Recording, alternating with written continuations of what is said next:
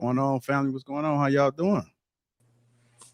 What's up? Good. How were you? How was your Christmas? Good evening. Christmas Hello, was hello. plain, but managed to get through it. How about y'all? How was y'all Christmas? To the people that celebrated, I'm not sure if you guys celebrated or not, but how was it? It was really good. Chill. Eventful. Busy. Okay, Very busy I'm gonna Christmas. ask for you guys. I know Trigger Mike was on the show with me on Christmas, but don't ever leave me hanging like that because My, I asked y'all a question and then I'm like, damn, did and they hear me? I was just gonna take it as everybody's Christmas was trash because nobody said nothing. Well, since you was the one that asked, I No, just thought, you're right. So my Christmas was okay. It's all about my son. I don't really care about Christmas. I haven't cared for years. My birthday is so close to Christmas, everybody forgets about me. So I just have a little animosity against Christmas. So I just do it for my kid. okay, well, you can't be hating on everybody else because I'm not hating on everybody else. I hope everybody had a great one. It's talking about me. My Well, experience. I didn't have my daughter this Christmas, so it was just me. Aw. Yeah, so it wasn't as like eventful, but it was still Christmassy. hmm What I've about been you? trying not to be the Grinch this Christmas because I'm 7 months pregnant and everyone's been having a good time around me. Oh, congratulations! Thank you. 7 months. That means what? 8, 9. You got what? 2 more months, right? Mm-hmm. Whew. Okay. You 10 know what's weeks. happening, boy or girl? Boy. No. Okay. Shout out to all the men out there. That's right. Let's make sure you're raising them right now. Let's make sure For you're raising them sure. right. Okay.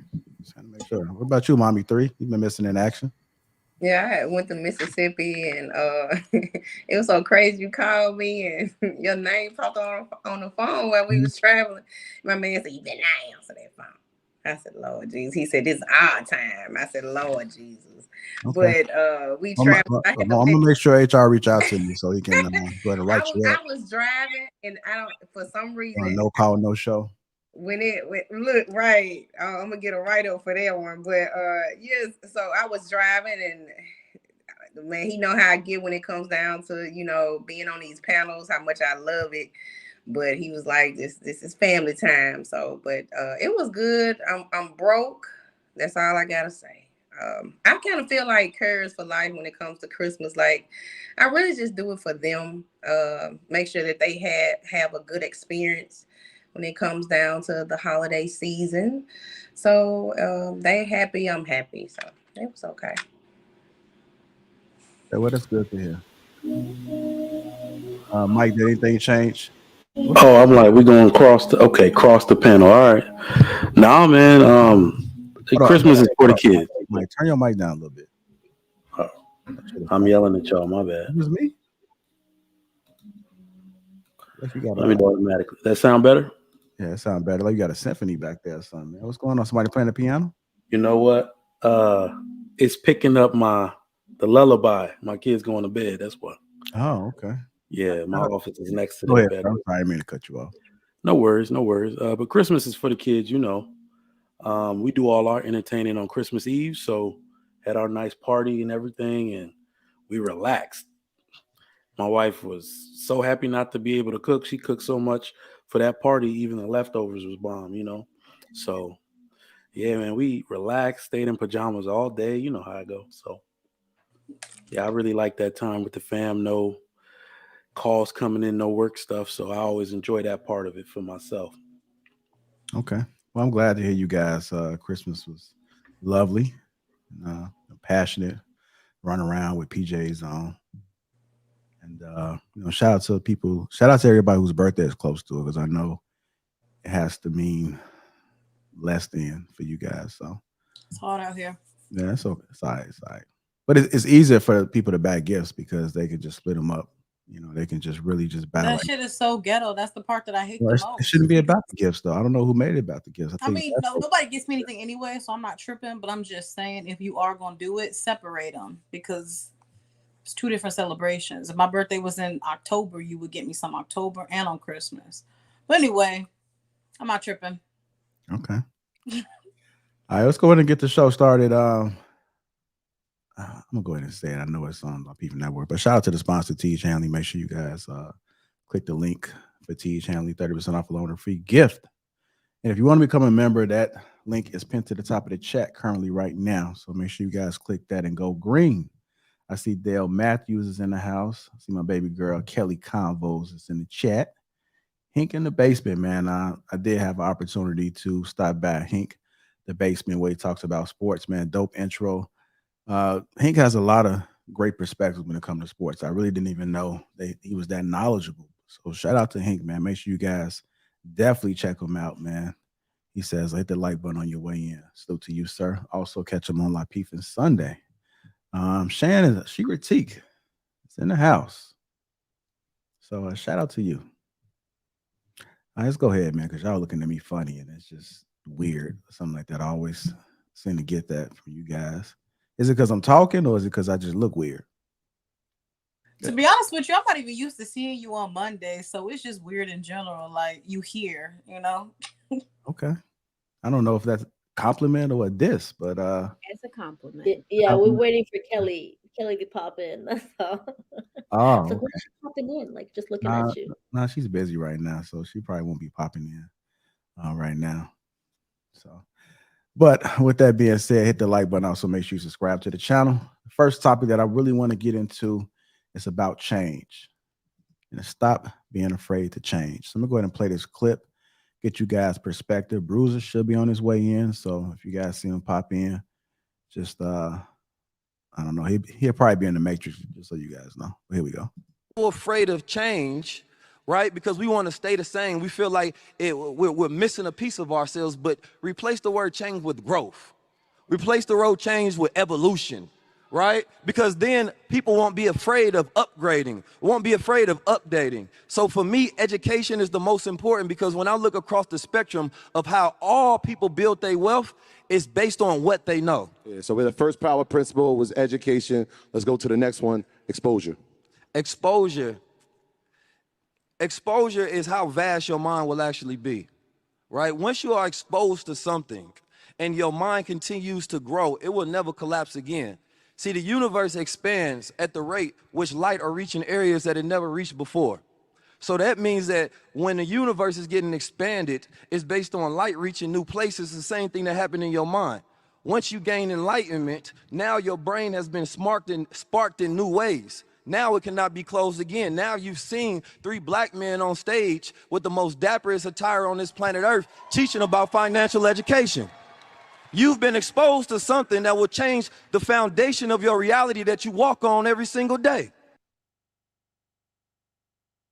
Stop being afraid to change. The two things that stood out to me that he broke up was exposure and education. Exposure and education. I put exposure first, even though I know he said education, because I think that a lot of people don't get the opportunity to have exposure because they're living within their comfort zone.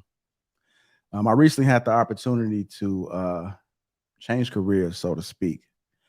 And it's different being on the side of putting yourself out there. Because when you're on the side where you're comfortable, like most people are, and when you have conversations with people, they have a tendency to try to keep you inside that box. But hard-headed me, and sometimes being hard-headed is good. Sometimes having your own mind, being able to lead, being able to take risks, being able to understand what comes with that risk, it could be a good thing. Don't have to be a bad thing. The only way that you're going to be able to really have true experience is if you change your environment, change the people around you, change your behavior, change your habits. Just change. And guess what? If it don't work, because we live in the life that we live in, you have the opportunity to go back to doing whatever it is that you was doing, if you so choose to. But stop being afraid to change. Let's go ahead and talk about it. Who wants to go first? I think to like identify that there needs to be changes made is the biggest part, because if you don't like really know that there's something wrong in the situation or the way you behave, you're not going to want to seek help or seek like better understanding of like the situation, you know. I hope that. I don't know that I agree with that, right? Because sometimes exposure to something new is what kind of like down creates changes, not even necessarily conscious ones, right? So sometimes when you hang out with somebody new, and your circle starts to change, you start to adapt some of the behaviors that they have, and all of a sudden, oh, like, I'm managing my money differently because I'm hanging around people that manage their money differently. Like, I didn't even realize this was a problem, but look at me already changing because I've been exposed to people who move a little bit differently, right? So I don't know. I think it's a catch-22 where sometimes it needs to be conscious, and I think other times it just happens because your environment has changed where you don't even realize it until the changes occurred. So I think that change is very uncomfortable for a lot of people. Most people get comfortable in their ways. All of us do. So change brings a level of discomfort. But what I learned is the best things happen when you are just uncomfortable and you change certain things about yourself, change the people you're around. I'm on this real big tip right now. Like, if you don't add to my life, I'm just gonna eliminate you. And I know that might sound kind of jacked up, but like, if I'm not gaining anything from you, or you're not gaining anything from me, there's no reason why we need to talk. There's no reason why we need to be friends. I'm good on that. And that's a change, and it hurts because I'm like kind of just letting people go. But at the same time, it's good for me, and I'm in a more peaceful space. And that's change. Okay. Um, Curves, like that's so crazy. You said that because when I was in school, college, I wanted to change my major, and I was instructed to do so because I was like better at that subject. But however, like I told my professor, like I'm scared, I'm gonna fail. There's a fear, right? But he told me Mhm. like not all fears are bad, right? Right. You're supposed to have a little bit of fear Mhm. sometimes when you're jumping into something unknown. Right. So yeah. And your body just tries to like naturally protect yourself. So like when you try to do something new, or you're thinking about doing something new, you naturally get nervous and scared about it because you're like, oh shit. But at the same time, like your body's just trying to keep you in your comfort zone, and that could also keep you where the hell you're at for a very long time, instead of just popping off and trying it and you don't know what could come out of it. Okay. I would have to say, for me in my life, I love change, and I'll say it from a spiritual um, area. It seems like every time it's time for me to change, almost like a season, I get really uncomfortable. Like, and I feel like it's God's urge to say, okay, like something's got to shake up, something's got to, and normally I know where I'm getting uncomfortable and I'm getting like antsy, like this isn't working. It's time to evolve, it's time to elevate, it's time to switch things up. um and it's like that timer, whether it's career wise, whether it's in my everyday life or routine. Like, okay, something isn't clicking like it's supposed to, or it's clicked for so long, but now it's time for things to evolve and change, and so I need to change something about my processes and protocols, or the way I look at life. And also growth and change is kind of is natural as a progression of life, if you kind of keep that as an element that you need to be aware of. Doing something for so long. Some people stay in jobs and careers for 35 years, and some people have had four careers in their lifetime in the span of 35 years. So I mean, different things. It growth and change. It definitely goes across all spans of life, from career, relationships, family, home life, our goals and ambitions. But for me, it's that timer. No matter what I'm doing, it's like, okay, whether it's I've been doing something for a year or something's been working for 10 years, it's always an urge and a personal timer internally that goes off, where it's like, okay, I'm ready. And I'm never I know people that are afraid of change, and I know most people are afraid of change, but I really embrace it. And I think that's just a quirk of my personality. Like, I like I like new things. That's just my perspective. All right. She critique. Shan Monet. I'm Yeah. sitting here just trying to figure out what to say. Man. But I can't. I but saw it on your face. I saw you was like, oh, she trying to. I'm slow to change. I'm one of those people. I've been doing the same thing. I'm like a routine kind of girl. um, I just am. Been with the same job for 20 years. I don't like change, but I don't like change with things that work. When things don't work, I'm quick to change. So I think that everybody like I think that it's about what moves you. Some people are financially driven, so they're like, oh, I want to make more money, do this.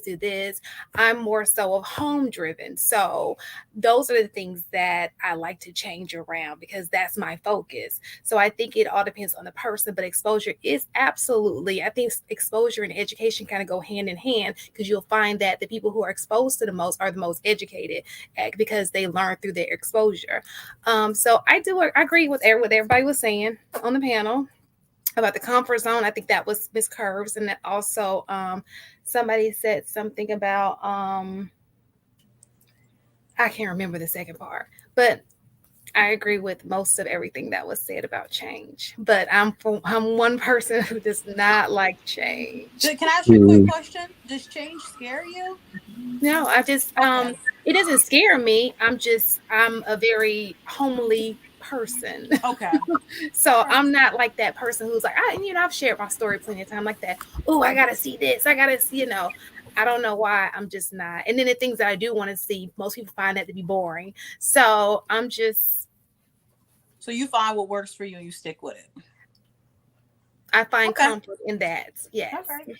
So in regards to change at home, like, are you changing like the interior, the furnitures? You got to change up like the look of everything. So you're How I not used to move, how I raise staying. my kids, my home life. Those are things that I enjoy. Is more people are more external. They like to go around and do. I'm more in the home. that energy some people put on getting out, I put it inside. It's weird, I know. Yeah, it's so crazy because changing to be that person. I'm like at home. Like if someone is knocking on my door, it better be Amazon or somebody that like I don't really have like a lot of companies. Like I'm just so in my bubble. But it's so crazy when you say like when your season hit and like something is about to change, it's like everything around you just crumble. Um and some people they kind of sit back and allow the change to not happen because it can be right there. Like a lot of people said, like you might be further ahead than behind than you think. So your success, your plans, your dreams, your goal can be like right next door, but you're afraid to get there. And it's so crazy because when I started to get into the panels and things like that, all of a sudden everything crashed.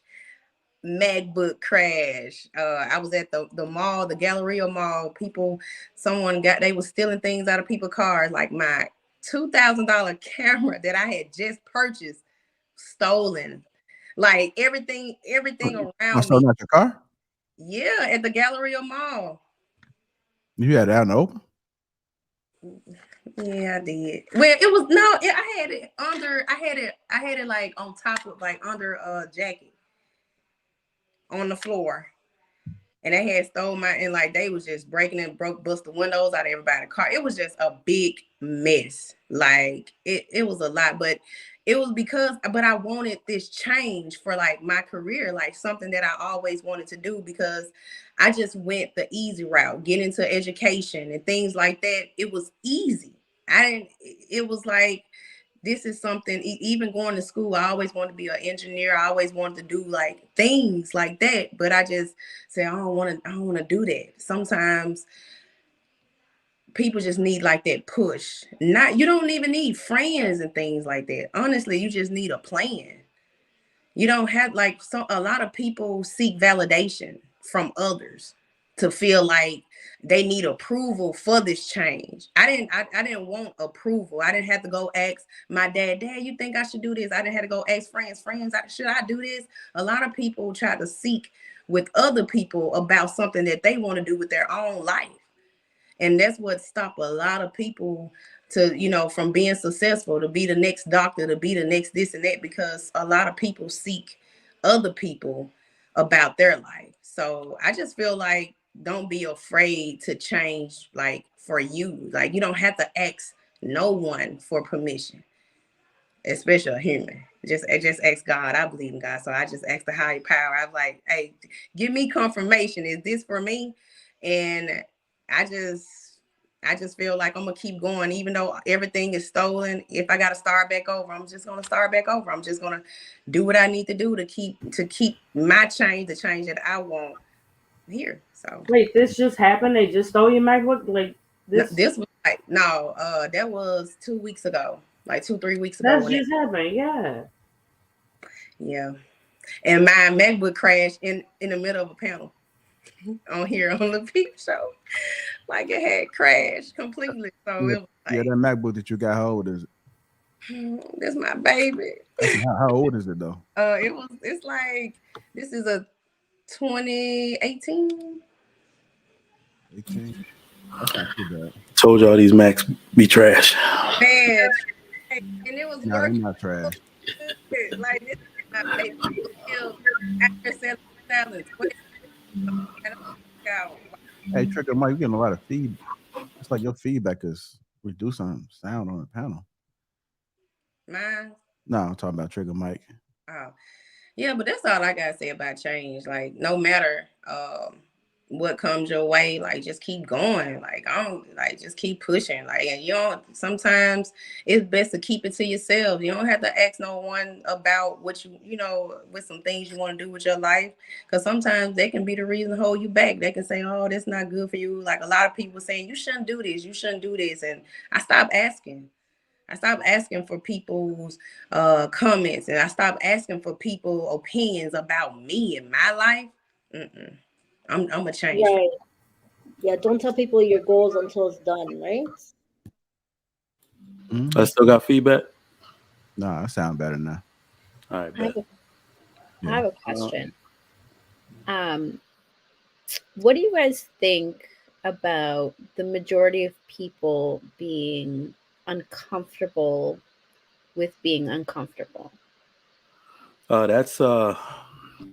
is a huge Western problem. So that kind of goes into the answer I had for this particular question. So in this Western society, when we say, if we're going to look at the question as stated, stop being afraid of change, we are going to be the people who are most afraid of it, because we live in a culture of entitlement. So they referenced exposure and education, which are always good factors. They're good precipitating factors for people who are going to be successful and embrace change. But it's also, you have to be imbued with purpose too, right? Because no matter how much exposure you get, no matter how much education you get, if you have no purpose, you will never follow through with it. If you notice, not even just in America, across the world, they're always talking about the top 10 or the top 1, right? So it's, no matter where you go, only the top 10% of people are going to accept an opportunity and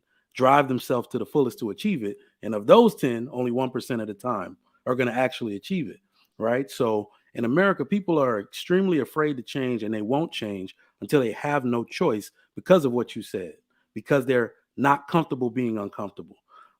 I can directly attribute my success to being the person in every circle I've ever been in, every competitive arena I've ever been in, is the person who was willing to take discomfort the most. I know this is going to suck. I know the hours are going to be long, and I'm going to outwork all of my peers, and I'm going to let them know I'm outworking them. Therefore, I end up with the best results. So people aren't willing to do that because we live in a culture of entitlement. Now, if you put us up against our peers, right, from other countries, and people are like, why are these people outworking us and they whooping our ass out here? It's because they're imbued with purpose that we no longer have, because we got everything, right? We got all the exposure here. Our education is free. They got to pay for it in other countries, right? So, we let all of that access and all of that exposure, we now take it for granted, to where even people that are poor in America have some sense of the entitlement that the government's supposed to give them something. No, get up off your ass and go get it, right? So it gives them that feeling, and that's going to lead to people being afraid of change in any way, shape, or form, because they feel like they won't get something out of it, and they'll actually have to work for it. Right. If you change this, I may no longer be eligible and I'll be exposed. Right. So I feel like that's one of the bigger issues with this. Trigger Mike, I mean, sorry. When you have a good point, because if you look at the immigration rate in the States and Canada, right, it's much higher. So they like my parents, they're immigrants. They weren't scared of change. My parents moved around the world. Like my dad was, we were in Nigeria, then we went to Dubai, Saudi Arabia. We came here. Like they weren't scared of the change, and we moved so many times. Not saying it was much of a good thing, but it was also in a way like we learned so much about the other cultures. And I mean, as older, I feel like older generations are more riskier, like they were willing to take better risks than us now, because we're scared to leave the comfort zone. Absolutely. They That's will the definitely word. take more risks when you look at what they're coming from, right? So remember, it's what's the purpose for the change, or what's the eventual goal? If you're completely destitute where you're at, and somebody says change is coming, where it's at, I'm ready to seize the opportunity because I got no choice, right? So people change and are most willing to accept it when they have no choice. Comfort zone is the big term, because I think a lot of Americans love being in comfort, like in with that whatever comfort for comfort to be, right? Because you can be from whatever background, and if you're used to that, then that's a sense of comfort because it's familiar to you. And I think, speaking to your point, Mike, I think people don't want to sacrifice as well. In order to change, a lot of times it's more like, okay, what do I have to give up? What am I going to lose in the meantime in order to get to that change? So me sacrificing whatever, whether it may be time, whether it may be sleep, hours of work or studying or school, to change and better my life or change a relationship or change something about myself. It's like, what am I giving up? So I have to sacrifice. A lot of people don't want to sacrifice. So it's getting out of the comfort zone of what they know to be familiar, as well as what am I going to lose? They're focused on what am I going to lose instead of what am I going to gain. So that's absolutely correct. You got the golden word in the puzzle, right? Sacrifice. That's why people are afraid to change, because they're not willing to sacrifice anything. The job I just left, my corporate job I left as a director. All right. And before I got that director's position, I was the youngest person to get it. And everybody that was my direct report was older than me. And they had all these theories about how I got the job and who did I have to sleep with and all this crazy stuff. And when they wrote my bio out, when they made the announcement that I got the job, I got an email from one of my colleagues saying, "Damn, I didn't know you did all that." Because while they were sitting here drinking with each other, going out for drinks, I was doing all the work that they should have been doing. I was talking to the right people, doing work that I wasn't paid for, because I eventually wanted that job. Now, people never ask what it cost me. I did not see my daughter the basically her first year of her life. I had to sacrifice something for that, right? So I taught in the morning. So I was a instructor at a college. I taught and I did duties on behalf of the university all in my free time. So I taught morning and evening. Everybody know a split shift is hell. And then in the afternoon, I went to meet with doctors, get the students externship, all that stuff on behalf of the school, because I knew when it was time for that director's position, that's what the director is required to do, right? But people never ask what it cost me. You see what I'm saying? So they're never willing to sacrifice to get those results, and that's why they're afraid to change. I don't know about that. I feel like more people than we realize are willing to make sacrifices. I think people are not willing to trust themselves on the outcome. I think it's the outcome that's scary to a lot of people. That where there is uncertainty, now I don't know if the risk is worth it. I don't know if the sacrifice is worth it because I don't know if it will pay off. I think if and it sounds a little nuts, but if people knew or trusted themselves enough to know that it would work out, I think more people would be willing to make that sacrifice. There's that lack of self-confidence that, the motivation might not be something internal. It may be something external. I don't know that a lot of people aren't willing to make sacrifices because, like you said earlier, Trigger Mike, if it's out of necessity, they're still going to do it. They're still going to change. They're still going to sacrifice. And so, is that really then like an unwillingness? I don't think willingness really has anything to do with it. I think it's more so the belief in the outcome. Because when you believe like it can't get worse than this, you're willing to make that sacrifice. But if Well, you're not sure that it can get better, I yeah. think people are a lot more hesitant about making the sacrifice. Well, so if we're looking at the question, remember it says afraid. So people are afraid to make the sacrifice. I think that's what you're saying because they don't believe in the outcome. But I believe you have to have a good amount of courage to break through that. And I can't find a word to substitute it, but I'm going to give you a quote about love that I think applies to this. And I'm going to try to tie it into what we're saying. It says, love doesn't work for people that aren't willing to work, and it doesn't work for people that aren't willing to work without guarantee. So the top 10% and 1% that I'm talking about is everybody has to take a chance at it without guarantee. You have to be bold enough and courageous enough to understand that the people who have these outcomes, they weren't sure of the outcomes either. They took a shot in the dark. They make it look easy because they do it every day. But in the beginning, they were doing it without the guarantee of success in that eventual goal. So even though it seems like nobody gets that perfect outcome or perfect guarantee, but you still should take a shot anyway. So it's that fear of being afraid to jump in the first place that kind of has me like, no, I still. I don't know. Wait, y'all. Wait, I gotta give y'all the perfect example. Hold on before you do. There's Hold one on before you thing. do. Hold on before Okay. you do. Let me get Curves in because I know she's been pretty quiet. Go ahead, Curves. Okay. Yeah. No, I was gonna say I think another word that we're missing is like security. Like people like to feel secure. So if you're considering making a change in the area, that insecurity in you is like, I feel secure in this job, I feel secure here, and now I'm gonna make a change and I don't know what. The unknown scares a lot of people. You don't know something, you feel something weird in your throat, you feel a headache, certain things happen, and then our mind automatically thinks like the worst case scenario. Well, not everybody, but at least for me it does. Some people, like you just don't know. So I think the unknown scares a lot of people. So you not knowing like what the outlook, I mean, what it's gonna look like when you that change. I think that scares people because now you're like, my security is here. I know that this works. So if I go out and do something else, I don't know that's gonna work. Now I'm scared. But that's all I wanted to add. I do want to say something real quick. If you really think about it, like, what do we really know? I mean, think about, you don't know if you're going to wake up. You don't know if you go to work, you're going to perform at 100%. Like you don't know nothing.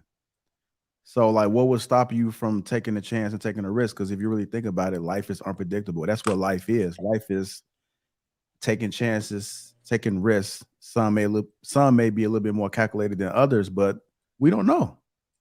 We can't look into the future and tell and dictate what happens. You know, we can try to have as much control as we can, but that can still backfire. But go ahead, Casey, go ahead. I think some things are guaranteed to change, and you will know the outcomes with some things. I think, for instance, two things that come to mind is fitness and our health. A doctor can give you a diagnosis and tell you everything that you need to change starting today. And 80% of the people, whatever that diagnosis, say this will be your outcome if you start doing this, and this. And because of the mindset of not wanting to leave the comfort zone or actually wanting the result, but really having a hard time of breaking that realm of sacrifice and breaking routine, you could stay in that same situation, in that same health situation, because of lack of sacrifice and lack of wanting to leave that comfort zone. The same with fitness and losing weight. I know I've been in fitness all my life. I know what it's going to take after having two babies back to back to get back to where I want to be. It's up to me, two mindsets. I know it's going to take sacrifice. Unless I go lay on a table, it's going to take a year for me to rebuild all of my muscle memory, wake up. That's things I know for a certain, right? I may not get to exactly where I was, but I know in order to get some type of result and um some type of direction to the outcome and goal that I want, I'm gonna have to sacrifice and I'm gonna have to get out of my comfort zone that I've been in for the last 2.5 years. So I think some things, yeah, there is an unknown. If you take a new job, you really don't know, like, really, should I leave? But a lot of things in life, when it comes to I need to change or I'm afraid of change, it's really with breaking that comfort zone and getting out and realizing it's gonna take sacrifice. Yeah. No, absolutely. Oh, sorry. Go ahead. Yeah, Who was Casey. Okay. I'm not gonna be long, but Casey, you said something just so important when you say mindset, and the mind is a very terrible thing to waste. The things and the possibilities that you can do just by just thinking about it is already a way of showing that you want to change something. And it's all about even if it fails, say for instance you made this plan, it didn't go as like you want it to go, but at the end of the day you have this mind. It's so many other ways to get to where you need to go. It's not just a straight path. Sometimes you got to make a left, you got to make a right. Everything is just not like, okay, I'm going to do this, I'm going to lose it, like just to lose weight, I'm going to set up a meal plan, I'm going to go to the gym every day at 8. Sometimes you might not go to the gym at 8. Something might happen. It might be you probably had to go to the gym at 10. At the end of the day, you still can make a plan. If you just make a plan for everything and plan for the worst, what they say, plan for the worst, hope for the better. Like that's just how I see it when it comes down to things not going your way. It's always another way. It's always another way to get to where you need to go. So if the first thing don't work, hey, try again another way. Maybe that didn't work. Maybe that meal plan didn't work that time. Maybe I need to try something else. So, just don't just doubt yourself and just give up because it didn't go the way you said it. So just don't waste, your mind on just the negative, because there's so much other things you can do, to get to your results. So, yeah. That's so interesting. You brought up the mind because I was going to say something regarding that. I think that a lot of times we overthink, and that's how we like self-sabotage ourselves because we're like overthinking about what the outcome's going to be. Am I going to be good enough? Or are people going to like it, or whatever it may be, right? And it might seem like as the unknown, but it's like we're learning from past experiences, or we are carrying it over from other people. We're learning from other people, and like we think that it's going to happen to us too. And a lot of times, a lot of businesses that are successful, they went through like so many, like 10 different unsuccessful businesses until this one, right? Like the one that actually made them something. So what they did different than what another person who isn't successful probably did was keep trying, right? We just kept trying and like falling and trying and fall. They're probably bruised up and we just can't see it, right? You see this pristine person and you think they're all put together, but at the end of the day, they're just like, if you can really put a light and see like their actual bruises, they're probably like cut up. They're not what you see, right? So a lot of times we think we kind of like glamorize being successful to be easy, or change that, oh my God, this person wasn't born rich. Some people are fortunate to be born rich, but some people are like, they've literally come from a broken home, and then you can't even tell. You can't tell they came from like two alcoholic parents or whatever they may be, but they changed. And why they changed? Because they probably saw like, and I think someone said trust. Like, yeah, the trust is so big because you got to have trust in yourself. You got to trust yourself to like come out of that situation. And we don't really trust ourselves much with even picking people, right? So I land my plane. Thanks. I guess I'll go ahead and speak a little bit, but I think people have to understand that life is unpredictable, right? I mean, I know there are some things that we can try to have a lot of control over, such as the weight. I think that was a good example as far as your weight and your health. You can have a lot of control over it, but at the end of the day, something can backfire. I mean, think about the people that was the most healthiest and they still passed away for some reason. It's like, how? What's going on? Because we don't know. Everything's unpredictable at the end of the day. But I might be the only person that is obsessed with when problems come. I'm always trying to find the good out of a problem, right? I think that by going through things that strengthens your mind and strengthens your ability. I love problem solving. You know, Kelly can tell you that. You know, I'm always trying to solve it. I'm always trying to figure it out. I like juggling multiple things all at one time. I just like the burden. I feel like I got broad shoulders, so let me just try to carry everything and figure everything out. Now, if I can get the timing of it and not wait until last minute, I get a rush waiting to the last minute to do things because I feel like it's challenging my mind a little bit more. So when people have problems, it's like for instance, for an example, when their car break down, oh, it's always something happening. Like cars wasn't made to be perfect. Like you think your car was gonna last forever? Look how you have a brand new car that can just catch on fire. You know, we've seen it with Teslas. So things are just gonna happen. You just have to be able to figure out what's next. Like that's the beauty of life, of being able to have an option or an alternative, of being able to figure it out. Because if you hop in that situation again, guess what? You're gonna be better prepared. So people have to learn how to embrace changes, things being unpredictable, stuff coming out of nowhere. That's just life. But we overcomplicate it because we thinking we supposed to be entitled. This not supposed to happen to me. I've been doing everything by the book. I've been going to church every Sunday. I've been praying or something.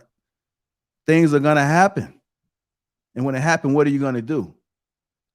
Because you complaining about it, you saying you done everything by the book and you've been doing this, that ain't gonna change nothing. You can still do that. I'm not telling you not to do it. I'm not telling you not to be prayed up or not to have faith and hope. But at the end of the day, the life we live in, earth, you're gonna have to produce with your mind and with your body. Now Yeah. I have a question. Oh, sorry. Go ahead, Mike. That's fine. I mean, he brought up the biblical side of it. I say this all the time. People pray wrong. People pray really wrong. I've noticed this for a long time. I don't pray for things. I haven't done it since I was a teenager, right? And if I'm saying a prayer in my house or somebody saying a prayer, like I'll tell them to take it back. I don't ask God for things. He gave me the power already. I pray for patience, not to smack somebody, right? I pray for sustenance to hold me over. I pray for direction to teach me how to use this power you already gave me. And I think that is a part of the culture of entitlement, that people think that they can pray that the car won't run out of gas, even though you see it's on E and you've rid on it for 50 miles. You see what I'm saying? They live in that culture of entitlement. And what I'd like to call it is willful ignorance, right? So we live in a society so set up. I think we did too good of a job as a society, for real. Because I'm not trying to sound like an agent of chaos, but I say all the time, blow it up. You want people to get back to basics. You want them to start appreciating people. You want to get them back on their P's and Q's. Take the structure out. Let them know when they call 911, nobody's coming. Then we're going to see the true character of people, and they can start to rely on each other, fix problems and solutions. Like JR said, that is what gets me high in life. I don't do drugs because I get high off of problem solving, on to the next one. So that's how I feel about it. I have 2 points. So one for Mike before I forget. In regards to you brought up God, and like a lot of times people make it feel like God has something to do with it. Like they put everything in God's hands, but not realizing like, hey, you have to work. Like you have to put in the work, and like you can't just pray yourself out of a situation, right? And it's so true. People pray wrong. And in regards to Peef, because when you were speaking, people who are, let's say they need to change, they're not gonna take what you said lightly. Like, oh, you need to change. Just get on with it, right? And I feel like a lot of times, like I'm an optimistic person. Kind of, you sound optimistic, like you find the best in every situation. But sometimes when I'm listening to like one of my friends, my really good friends, and he would like, let's say he's having a bad day. I'm like, hey, listen, it's okay. It's not the worst of it. It's like, you know what, just listen to me. Like, just like I'm going through something, just like listen to me.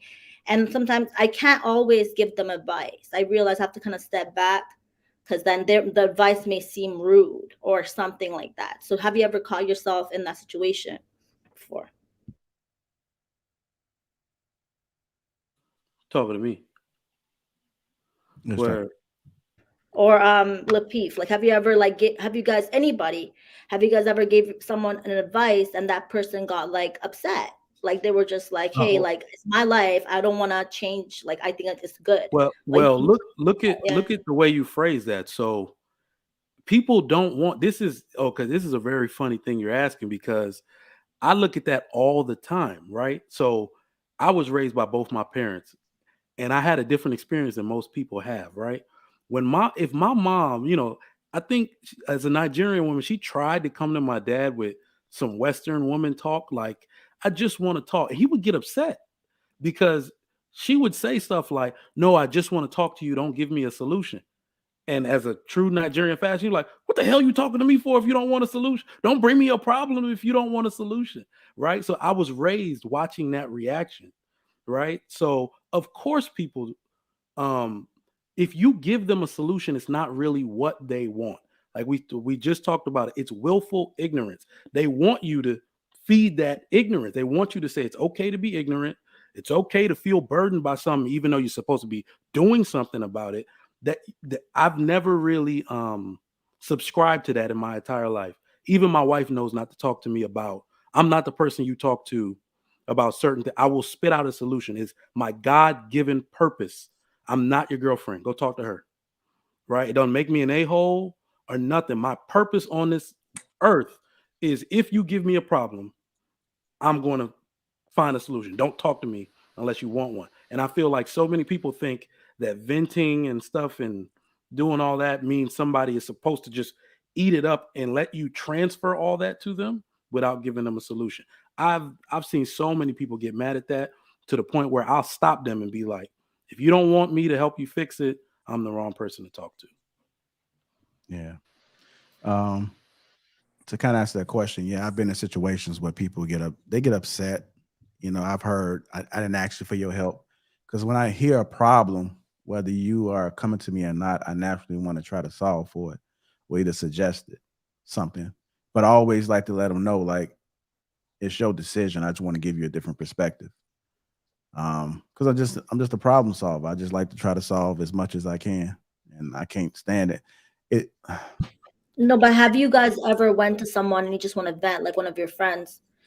Just tell them about your day, and then they would do the same thing that you would do. Like, did you feel some type of way? But like, hey, I just want to vent right now. Like, I don't I really. don't vent to my friends ever. yeah. Or your So, wife. right. You No, speak to anyone about anything. no, That's a man No, thing. I okay. was Yeah. no. Like, I've heard I people was tell just like, me. I don't even. Go ahead. I'm sorry. No, you can go. No, I was just saying, I've heard people tell me, part of understanding communication is, well, women in some cases, that some women don't want advice. Sometimes they just want to come and you to vent. So I think in that moment, you have to decide whether you're going to give them advice or not. Is it one of them moments where they need advice because sometimes they just want to vent? But go ahead, Curse. So for me, I like solution, which is why I don't talk to friends about my problems, because a lot of people don't have a solution for my problems. And that's why I miss my dad. He passed away last year. He was always the solution. Like if you tell him something, he's going to know how to help you navigate fixing that issue. He's not just going to sit there and let you run your mouth and vent and you leave out with nothing. So that's what I'm used to. And then he always taught me, like, if someone can't help you come up with the solution, then like, why are you talking about it? You just want to vent, you just want to talk just to talk. So now in my mindset, it's like, I don't even want to waste my energy being like, girl, this and this happened, because like, you're gonna do with that information? You just go back and tell somebody else, or you're just gonna have it just to have, like, I would know how to fix this and move forward. So venting doesn't really do anything to me. For me, I mean. Yeah, I'm the same way, Curls for life. My dad, that's my go-to man. When he say T baby, I already know he finna go in on me real quick. And Right. and he loved the honesty. He loves when I come to him and I be truthful. I don't try to change around the things because he can read me like a book. He'll know if I done change something around with, especially when it comes to relationships and You things. can't try to make yourself some better. No, I can't. He would say all Right. I know you done hit some man with that smile. Yeah, you can't trick me with that smile. You can't trick me with none of those things. So my dad, yeah, that might be, he might be the only person that I can go to when it comes down What? to Right. like no friends. I can't go to, baby, they'll put me in the same position as them. If I go to, or they'll give you some terrible ass advice. You can't even nothing with. They would give like, I'm trying to go to Jack. I need a solution. Yeah, right. I think I've had a couple friends that have come to me because I'm a natural like supporter and motivator. So if I'm hearing a friend, share something with me, the first thing I'm thinking about is how can I contribute to self-discovery of them working through this problem. I may not first like go out with my thoughts, but then I'm going to start asking questions that could lead to their own problem solving and lead to their own self-discovery. But with me doing that, sometimes I have had a friend that was maybe like pissed that is like, okay, well, I'm gonna give you about 2 times the vent, but then third time, I'm like, all right, I'm putting on my gloves, I'm getting in the ring with you because obviously this is a thorn in your side right now. Obviously, this is something that's hindering your life or hindering your growth or whatever. So I can't help but to be a supporter, to be a stage for you to stand on. Like, let's go, let's tackle this together. And I have had a friend, I can think of one friend that has come back and said, you know what, thank you for not just continuing to let me go in this cycle of venting and, just saying the same thing and complaining about the same thing. Let's change it. Let's do something different. And how, as a friend, how can I help you? So yeah, it kind of, once it was solved, it's just like, okay, maybe I wouldn't have solved that if it wasn't for Casey, so I love being a part of somebody's life and helping them work through their problems. And I thank God, like Mike, I have my family, my husband, we work through problems together. And I'm a communicator. If I can't figure it out and discover what, things I need to do something different or change the problem, I'm definitely talking to my husband or my parents about it. So Casey, sorry, in regards to what you said, sorry, I know, sorry, Anaz, just wanted to kind of, when you were saying that you gave them advice, now would you get upset or would that taint your relationship if she never took the advice, or like you keep giving them advice and never take it? It was, yeah, it went on, it was a cycle. It was a cycle at first, and then she circled back and was like, I'm glad, I fought you on you trying to help and you trying to, telling me to do this and that. So it was a little, and that's why we have probably one of the closest relationships to this day. Like, I feel like when you have those relationships, all of our friendships aren't like yin and yang. You know what I'm saying? Sometimes we clash. Sometimes it can be fire and ice. Sometimes it's just like, woo, but then that's also why the friendship works, because it's that balance, that back and forth of energies. And when you're low, I may be gassed up, so I'm about to make sure you good, and vice versa. So that was like a little problem in our friendship for maybe a month or so, a month or two maybe, and then we ironed it out. But I'm definitely, like you guys said, I can't take the constant dumping of negativity, complaining. Like, I want you to get it out. I don't want you to walk around. But at the same time, all right, 2-3 times, we got to do something. And I just can't stand by and let you sink. I can't do it. even if I don't have it, like I'm like, let's go find it together. Like I'm gonna help you. Like let's go, look up, find, research. Like I'm not the know-it-all, but I'm like, we got to do something, and I'm gonna help you do it. You know what I'm saying? So that's me. Okay. We get final thoughts. Anybody else want to speak on it? Yeah, I just wanted to jump in on this. I think out of everybody that's spoken, I align probably most with Casey with a little bit of difference. So for me and my circle, there's always like the check-in before venting. Hey, I need to vent. Do you have space? Right? Because for me, that's a huge boundary. Like if I don't have space to take on your venting, it's not gonna go well for either of us, right? So there's always that mandatory check-in. I need to do this. Are you the person that I can trust with this, right? And we trust the honest answer at the end of that. Hey, I don't have space right now. I don't have time right now. I don't have the capacity, whatever it is. So it never gets to that point where it's too much. The second thing for me is that it's like my own fundamental understanding that advice is advice. It's not a command. It's not direction. That at the end of the day, it's your choice to take it. But again, similar to Casey, that if we're going to go down the advice route, I'm going to ask you questions and you're going to come up with your own solution, because I can't, I'm not doing you any sort of service if I'm fixing your problems. I create a new problem for myself if I'm always giving you solutions. But if I give you the tools or the questions or the critical thinking capabilities to do that on your own, that's really me empowering you and not enabling you. Yeah, only thing I'm gonna say about it is no, with most of these jobs, especially these 9 to 5s, you are replaceable. Go take that vacation, go use them days, go fix that resume, do something. If it's not getting you to where you need to be, look, trust me, no matter how early you get to work, you can be there every day. You can be the A1 employee. You still are replaceable. Take them vacation days, take them days off, fix your resume, do what you need to do, because I had to do the same thing. So hey, ain't nothing wrong with change, especially if it's something that can really benefit you, your life, your kids. So that's all I gotta say about that. All right. Damn. I plug this cord. What the hell keep going on? What's going on? What's going on? Morpheus, what's going on, bro? Hey, bro, it's dark outside. What you got shades on for? What's going on, Bruiser?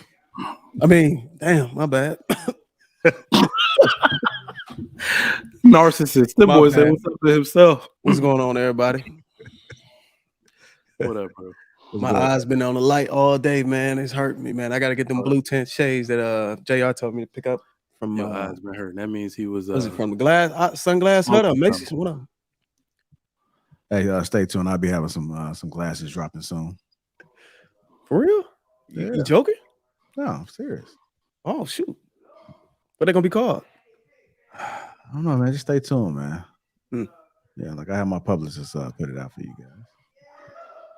You know how Gucci got the emblem and Versace got the emblem on the side. You got to get your JR logo, your Lapeef logo, face logo on the side. I don't know. Like it might be something different, man. Something that's away from Lapeef.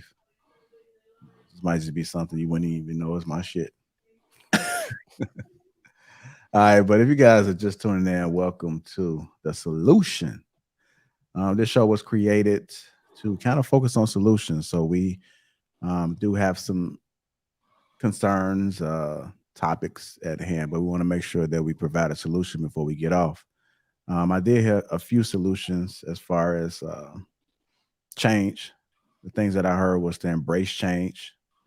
I heard somebody say you got to get uncomfortable. You got to get uncomfortable to get comfortable. Is that what y'all said? Did I say that correctly? Are y'all listening to me? More or less. Okay, well, help me out. Shit, if I'm struggling, let me know. Shit. So what I said is you got to be comfortable with being uncomfortable. There you go. Yeah, you got to be comfortable to be uncomfortable. That is correct. So that is a solution as well. One of the things that I said was that life is always unpredictable. So You just got to take some calculated risk. I know I seen JB said he did a super chat that says you got to take calculated risk, and it is true. You know, you see what it is, and if it makes sense, then do it. But you still got to be willing to take the risk. One of the things that I do is that if I'm in something, then if I'm trying to achieve something else, sometimes you got to work it simultaneously, and you got to sacrifice sleep. I had to sacrifice sleeping. I remember working. I used to work overnight, and while everybody else was on a downtime was sleeping, I had my laptop and my computer. I was sitting there working. I was building. And so if I wouldn't have done that, I wouldn't have been able to be in the position that I was. And I waited till I got it going, and then I started to make other moves. So that's also a solution that we can put out there. I'm not losing you, Shan, Emma. Okay. I just wanted to kind of like reiterate that like not every fear is a bad fear. Like it's okay to be, afraid to change. Like nobody is like sometimes in order to be brave, you have to be afraid, right? So, um, yeah, it's fine. It's just take that big leap, and you never know. We could come out at the top. All right. Any more solutions before we move on to the next topic? This is the what is going? Is this how y'all do over here on the solution? Is it So me? I will give one more. Don't be afraid to explore, right? Because I think we touched a lot on the like education part and the fear part, and not so much on the exposure. The more you explore, the more you understand what possibilities exist, the less that fear becomes a real thing. And the second thing that I'll say is that the mind is different, but the body does not understand the difference between fear and excitement. And so if you can trick your brain into thinking you're excited, fear is not so scary. Okay. I'm going to take the opposite of Naz. She said, don't be afraid to explore. I say, don't be afraid to be concise and make a damn decision. All right. I think for our young people, that is really, they love giving gray answers to everything. You got to be more black and white. You got to be more rigid in your decision making, because yes, you do have time in a certain part of your life to try new things, and you don't want to make a decision because you're afraid to fail. All right, so do it. Do whatever it is. Expose yourself to it and fail. Do it. Be concise. Make the decision and do it. I don't have any success that I have in the corporate world or in entrepreneurship because I'm some kind of golden boy that had success every time. Just go look at type my social security number into the IRS, and see how many businesses I've started since I was 19 years old. Okay, $0, negative $0, on every tax return until I was in my 30s. All right, because I failed over and over and over again. But I was always concise. I always made a decision to go and do whatever I needed to do to the best of my ability. And I learned from all of that to be somebody who cannot be trifled with today. So you gotta make a decision. Absolutely.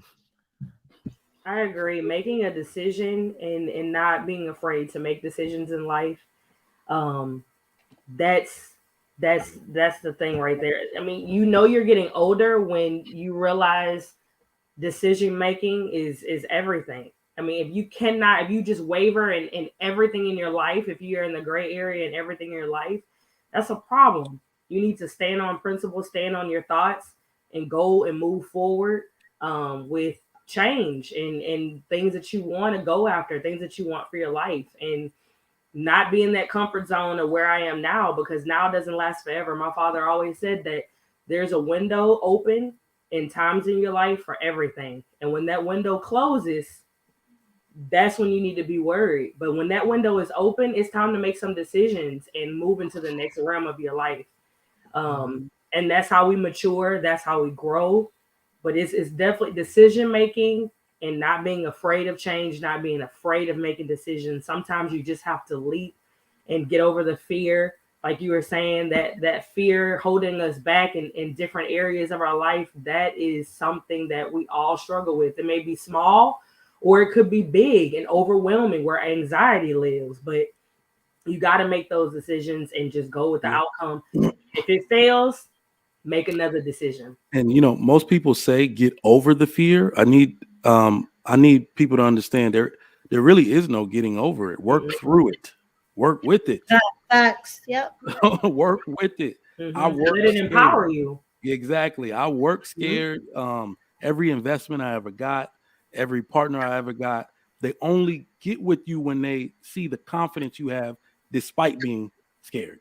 All right. So, you have to have that confidence in yourself to take the first step and just say, you know what, it's not going to start itself. Let me just start. You're going to work scared. That's really the key to it. I also believe fear, like Naz was talking about fear into excitement. I believe fear can really turn into excitement, right? Because that one thing that you were afraid to do, I know one line of work, comedians always talk about that first time getting on stage and being fearful of people not laughing at their jokes, but then they use that fear to kind of to push them into that next realm. And then getting on stage, it is I have new jokes. Let me see how the audience is going to react to these. And this material, the unknown becomes exciting. So you do have to change your perspective in different areas of your life, and really use fear to fuel you into to new hobbies and new dreams and new goals and new ambitions.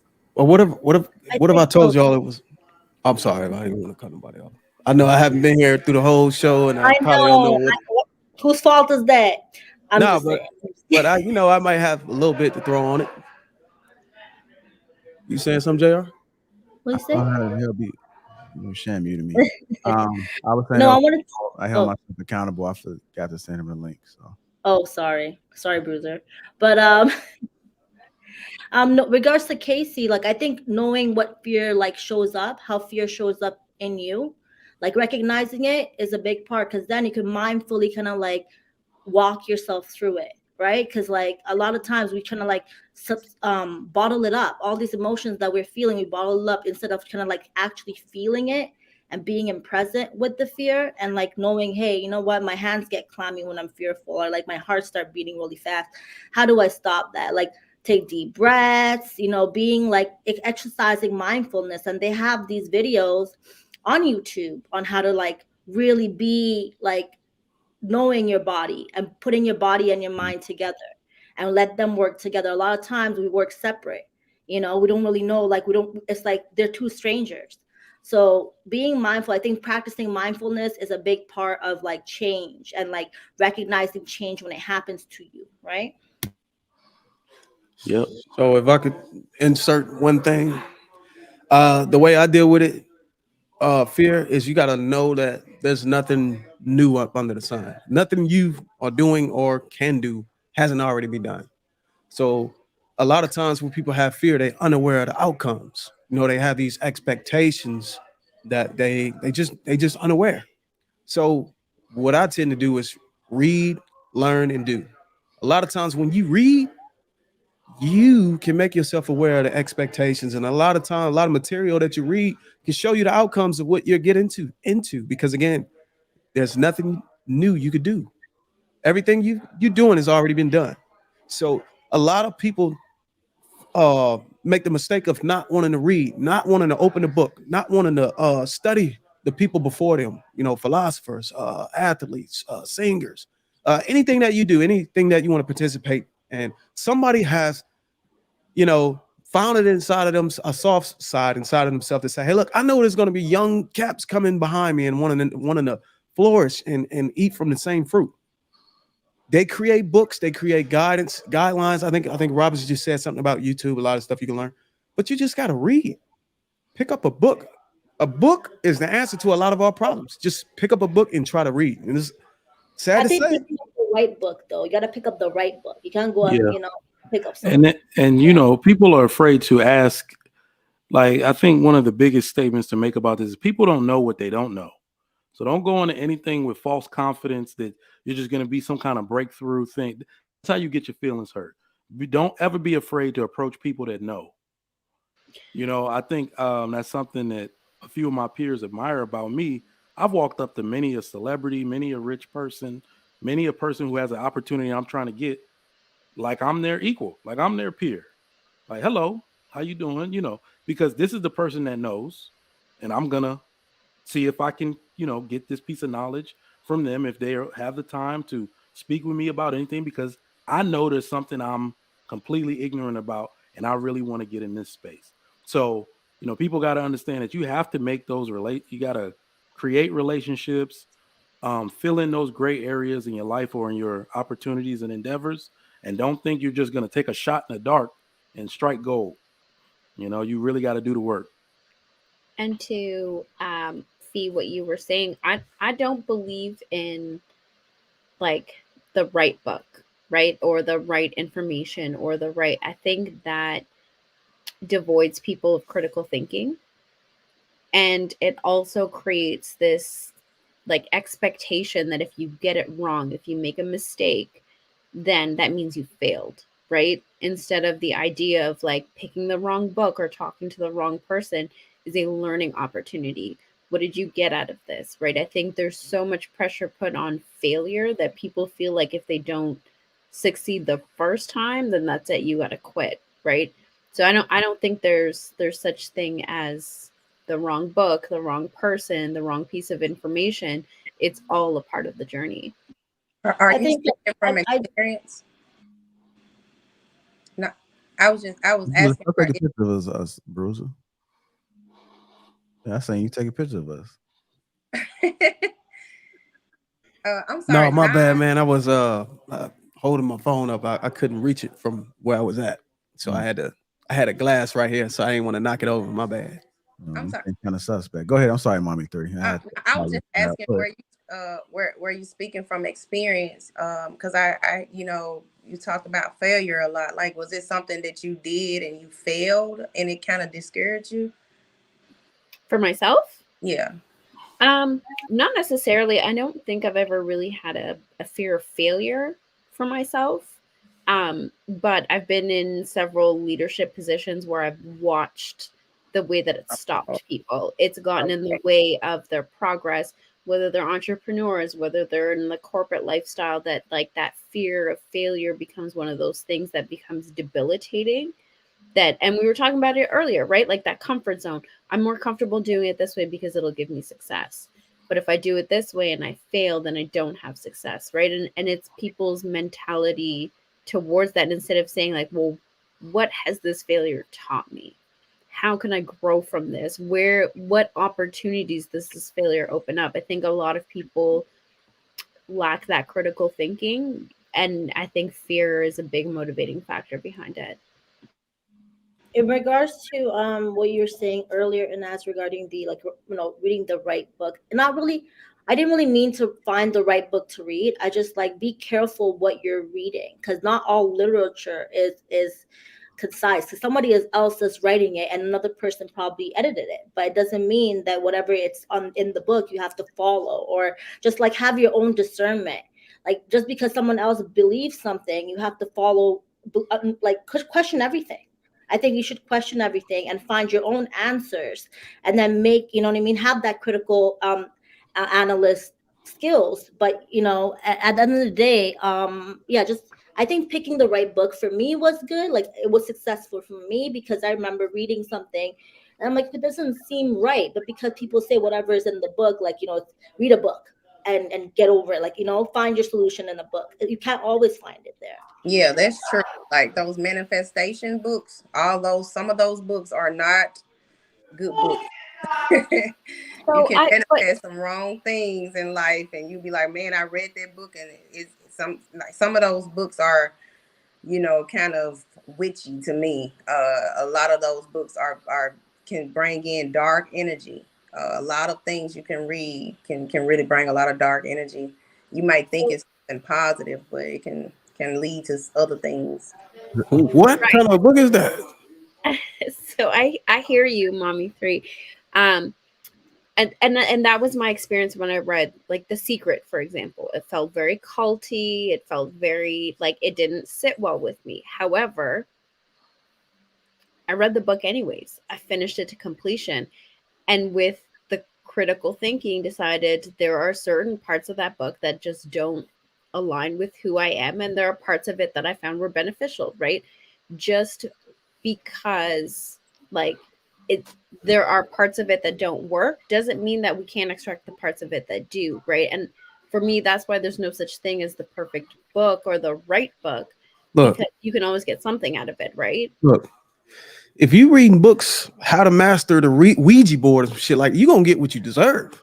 When I say read books, I mean books related to what you're trying to accomplish.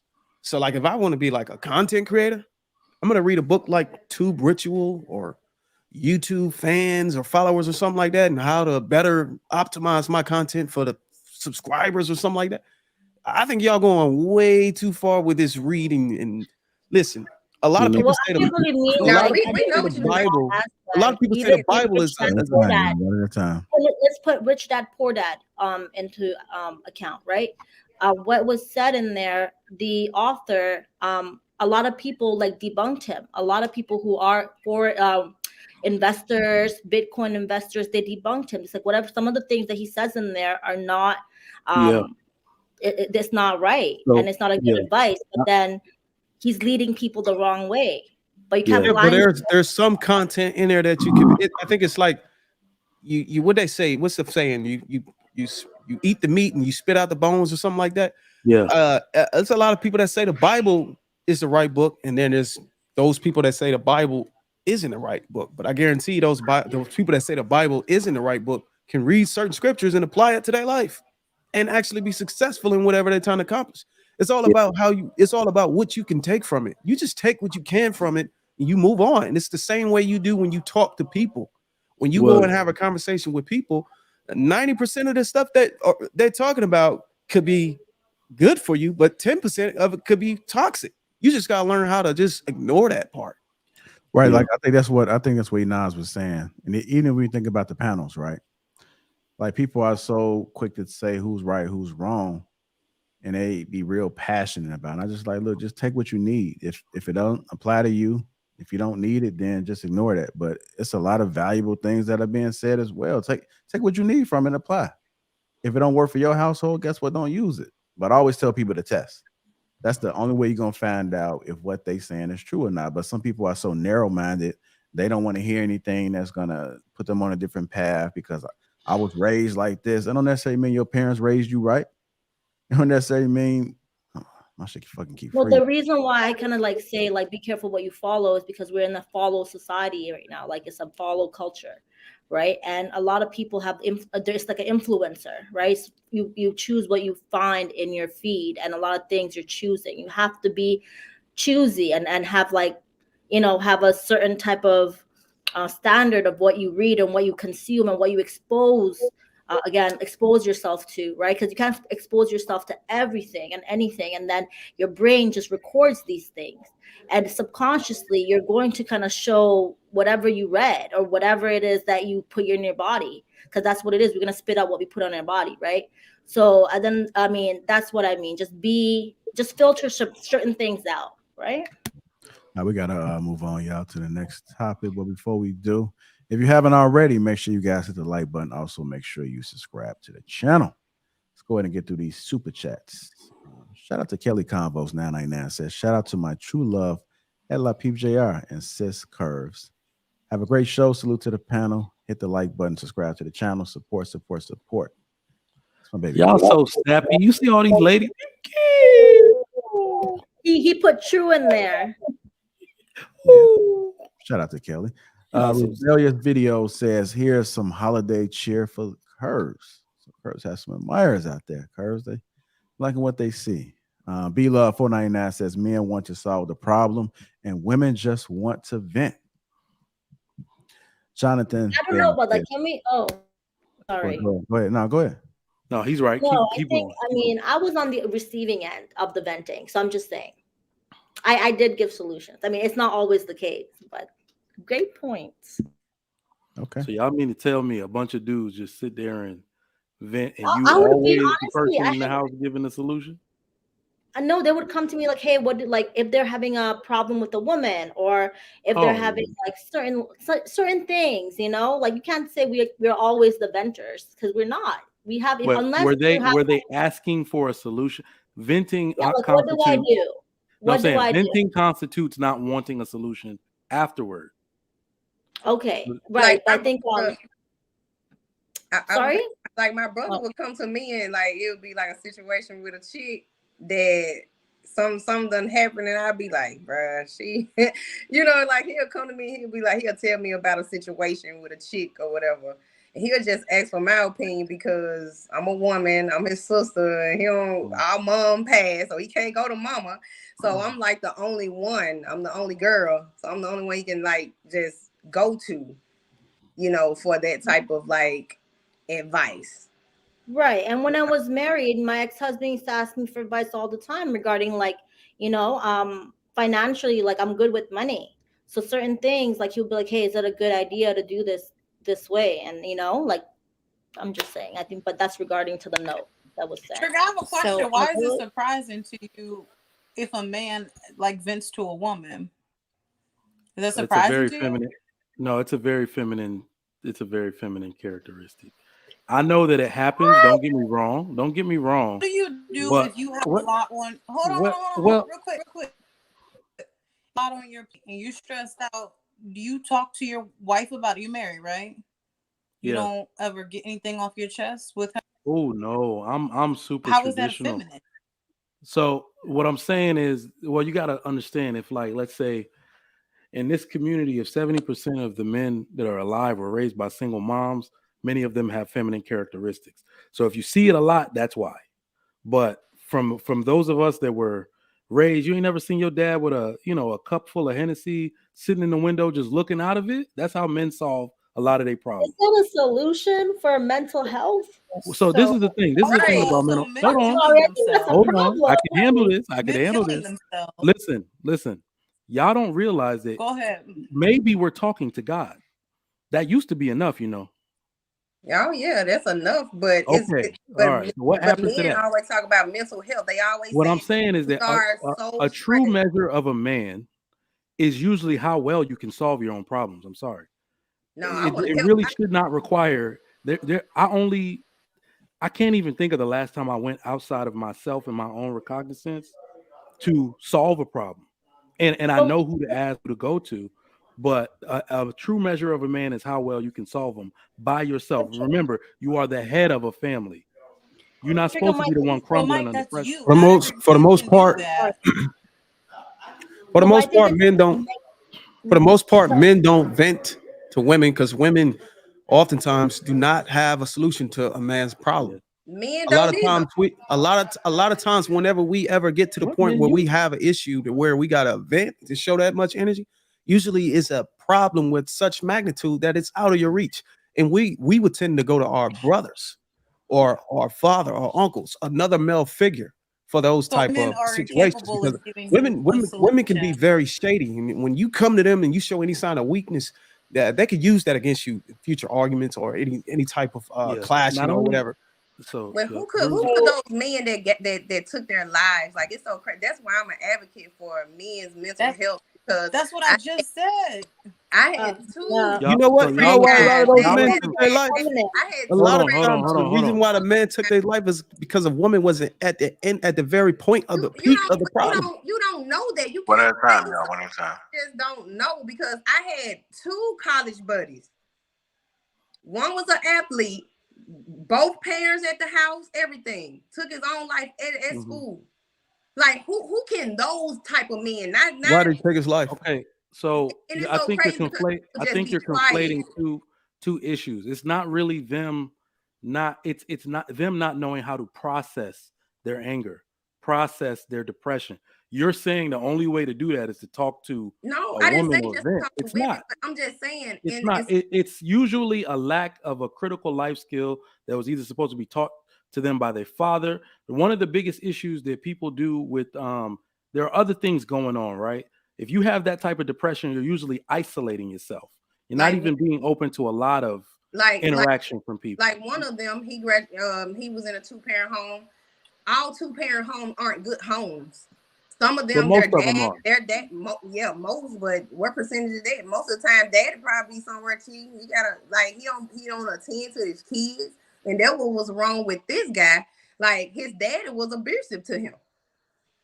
Mhm. So if I can just jump in. So I agree with what Trigger and Bruiser are saying, right?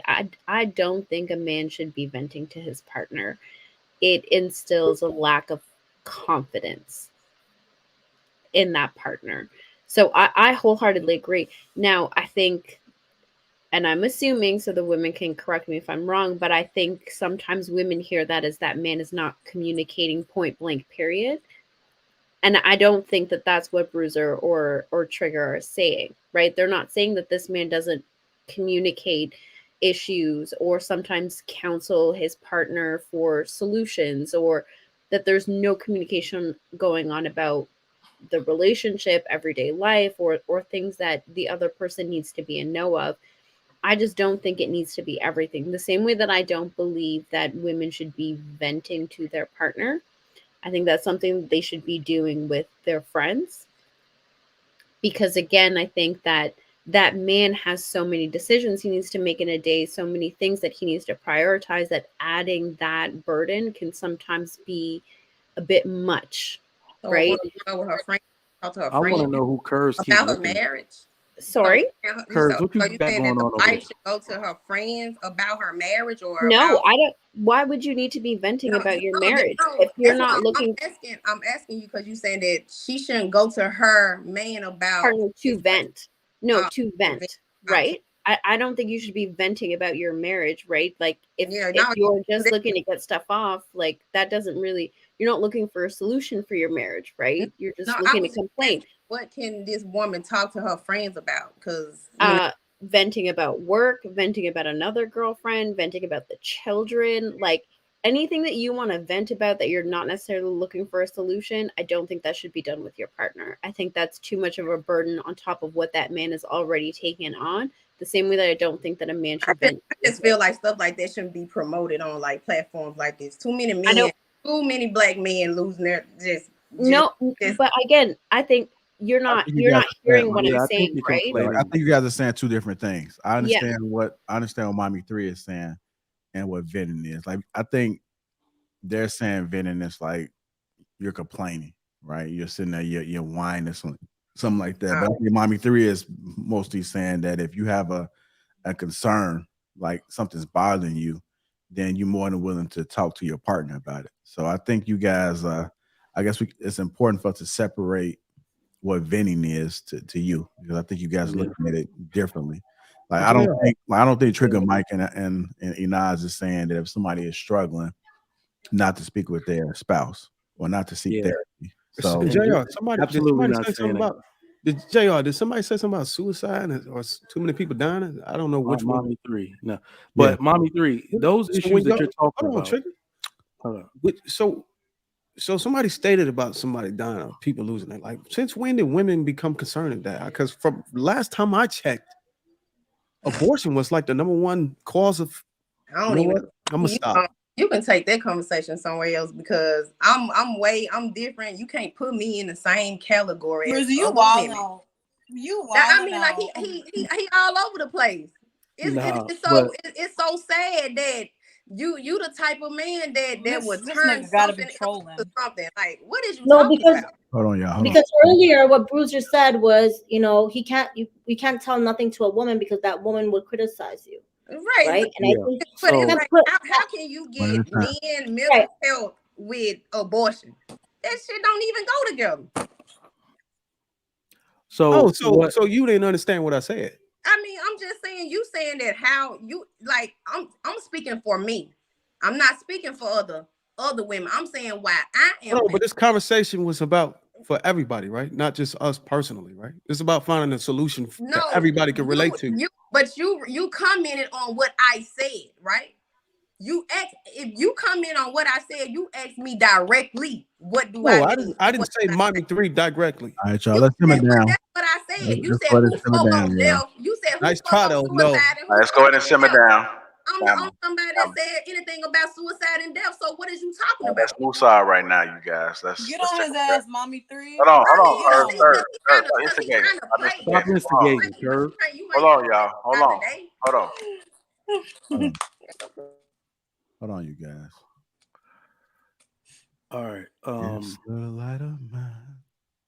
I'm And these women want me, man. They want me. They want me. Yeah, no, you won't. No, you want these problems. Mommy 3. No, I do he have want these problems. Mommy 3. I want. Yeah, go ahead. Oh, My bad. My bad. I was trying to figure out how do we get here. I apologize. We were just talking about a solution to move on to the next topic, you guys. Let's remain in frame. No, because that's what he want to do. He want to argue with women. Hold We on, talking about solutions. Mommy. We talking about solutions. Okay, mommy, I got it, mommy. Mommy, I got it. Mommy, I got it. Thank you. Let's not make his case now. Let's all simmer down. We had a couple more super chats that came through. JB's 999 says the only legit question is, are the risks you take calculated or reckless? As long as your risks are calculated, you should always be willing to invest in yourself always. That's a good point, Shout out to JB. There we go. Hold on, let me gotta get it queued up. Malevolent Elephant, $100 says, "Hey family, love y'all. Congrats to Bruiser on 1,000 subs on your Concord channel. Shout out to Congrats, my man. Recently reached 1,000 subs, so salute to you guys." Yeah, let me take a sip real quick.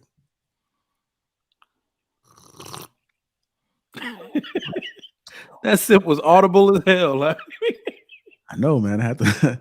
We heard every a little bit. Come on, Mike. I wasn't doing all that now. We definitely heard the slurp, like everything. That's the best mic in the business. Goddamn. Oh shit. I said I was gonna stop cursing, man. I gotta hold me accountable, man. Anyhow, hit the like button if you haven't already. Also, make sure you guys subscribe to the channel. Should we sing a song together or something? I wanna. Nah, you woosah, mommy 3. Can we go to the next round now? Huh? I'm ready. You good? Whatever. You I'm trying to find a solution, man. It ain't no man against no woman on here. Like, take that shit to Thursday. No, it's okay. Take that to Thursday. But it's round 2. All this man against woman. I'm tired of that, man. Every time I go, it's always man against woman. I'm tired too. Trust me. So can we just all it's come so together tiring. and love each other? All right, y'all. We're gonna go to the next. Come on to the next topic. The next topic that I want to talk about, before we get into it, you guys seen on the thumbnail. I don't have to say it right now. I'll say it in a few minutes, but let's talk about trust. Let's talk about trust. Seems to be a very important thing in every relationship. So, what are your thoughts about trust? Keep it within 2 minutes. Just go around the panel, get you guys' thoughts. I'm gonna start with Casey. Start with you. Hey, Shane, you there? A she critique. Okay. We'll come back there. Go ahead, Casey. I'm sorry. Trust as far as relationships? Just trust, period. I mean, just don't have to be in relationships. Just trust. Trust is an important aspect in life in order to function day to day. I feel like, you have to have trust in your relationships, trust in family, trust in your moral and the ground you stand on for who you are, trust in yourself, and confidence that you're doing the right thing. So I feel trust is a vital element within all facets of life.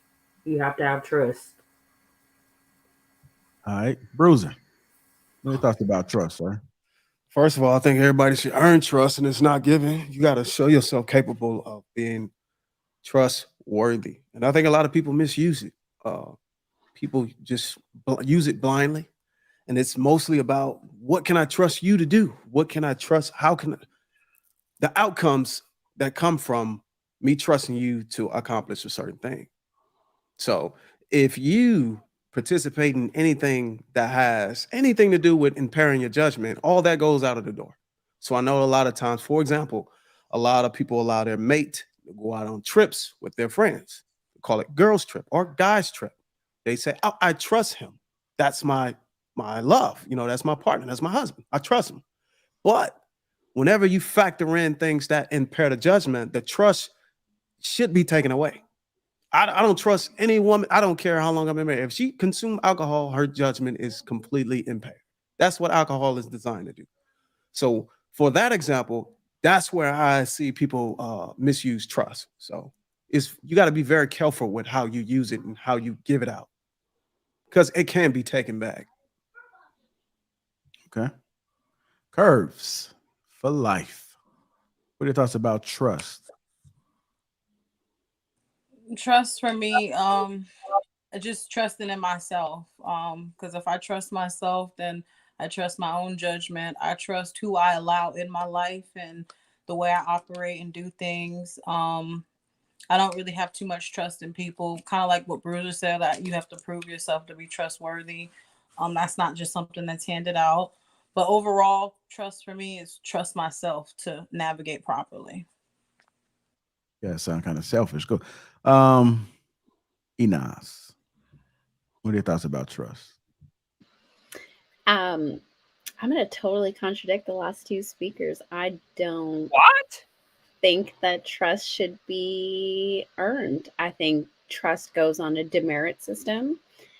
Um, that if you prove to be untrustworthy, that, depending on what the transgression looks like, then trust gets taken away or trust gets um, confined to certain areas. I think that this idea of proving yourself is really egocentric. And I think it can be really unfair to other people sometimes. And even to yourself, to disallow people to really get the most out of interactions. But I will say that I do agree with Casey again, that trust is one of those like key components to all areas of life.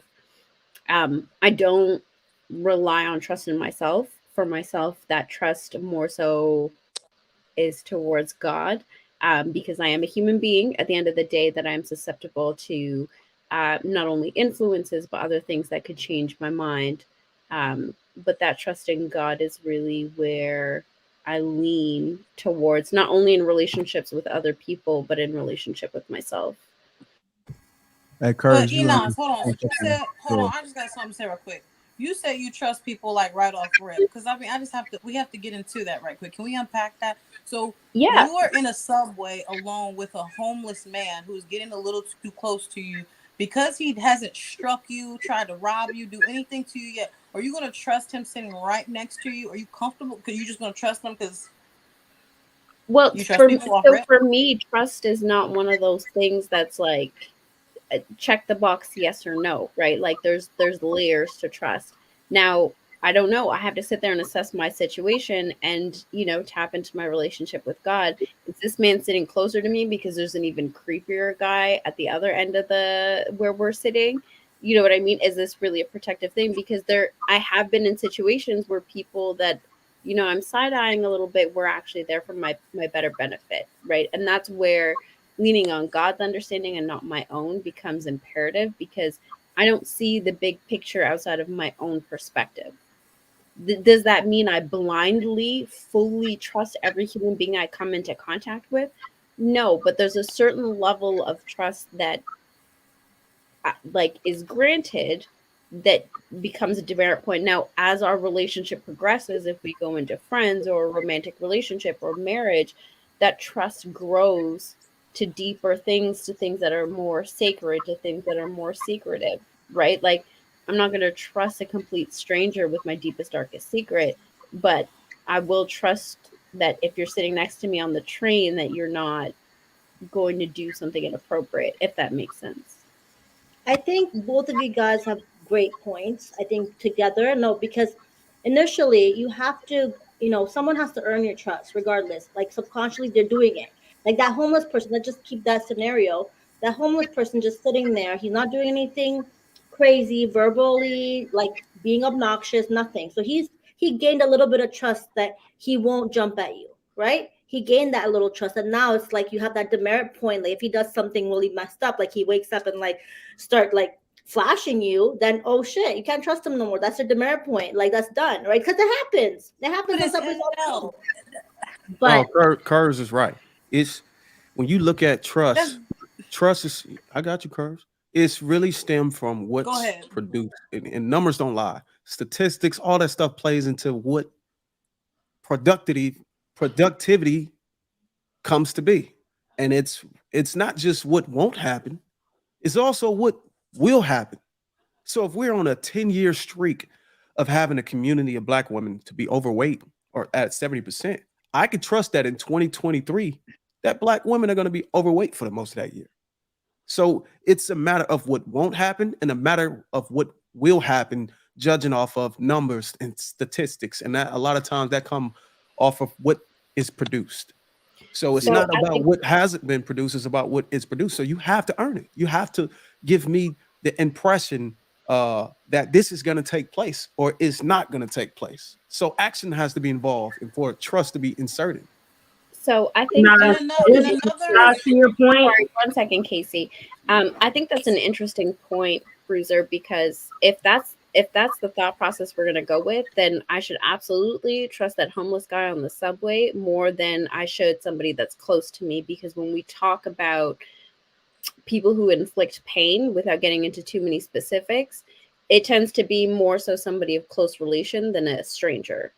So by that thought process, if we're going to rely on statistics, then the stranger on the subway is actually somebody safer for me to entrust myself with Yeah. than somebody who's more of a close acquaintance. So Inez, hold on. Can let me give my maybe my explanation of trust will kind of put this whole thing to bed. So, ladies, do not trust no stranger on the subway. You're a woman. absolutely Don't. not. Okay. So But really, what we're talking about more so is blind trust versus confidence and reliability. All right. So I do not advise anyone, especially a woman, to blindly trust anyone. So if you ask me, and I've said this, I'm the eldest in my family. So I've learned a lot of life lessons. I was pulled in the kitchen a lot for special talks and all of this stuff. And one of the things I was told is you do not trust anyone blindly. My own parents told me this. All right. My wife can trust that I'm reliable because I pick the kids up at the same time. I take them to school at the same time every day and I pick them up. She can trust that she won't get a call saying your husband forgot to pick the kids up today because I've proven myself reliable in that sense. What you should trust is that nature always takes course 100% of the time. I trust nature. Even if you got with a man that cheated on the last 3 girls he was with and you took him from the last woman, you should trust that he's going to cheat on you. When it happens to you, don't get upset. Don't do any. You should, instead of trusting him, you should have trusted his nature. Should have trusted his history, right? Do not put your trust in people. Put your trust in nature. That behaviors are going to take their course, right? So that is how you do that. Like even the people that do wrong to me, people always say, "Do you have a bad reaction to anything?" And I say, "No." Only time somebody can get one over on me to where I'm upset is when I blindly trusted them. And that hasn't happened to me in a very long time. I blindly trust no one. If someone steals money from me, right, and it's a relative that usually steals, that's known for stealing, I'm going to blame myself for putting that money out to be stolen because I trusted they're a thief. I don't trust them. I trusted they're a thief. You understand that? Like, that dichotomy we have there with trust where people think blindly trusting someone. I feel like, not to make this men versus women, I feel like women are more inclined to do that, especially with men that they care about, right? Oh, I trust him. Like when I hear that, I'm like, oh, damn. So I'm not sure where I said that, because that seems to be like the impression that what I was talking about was giving. I never said anything about like full on 100% blind trust.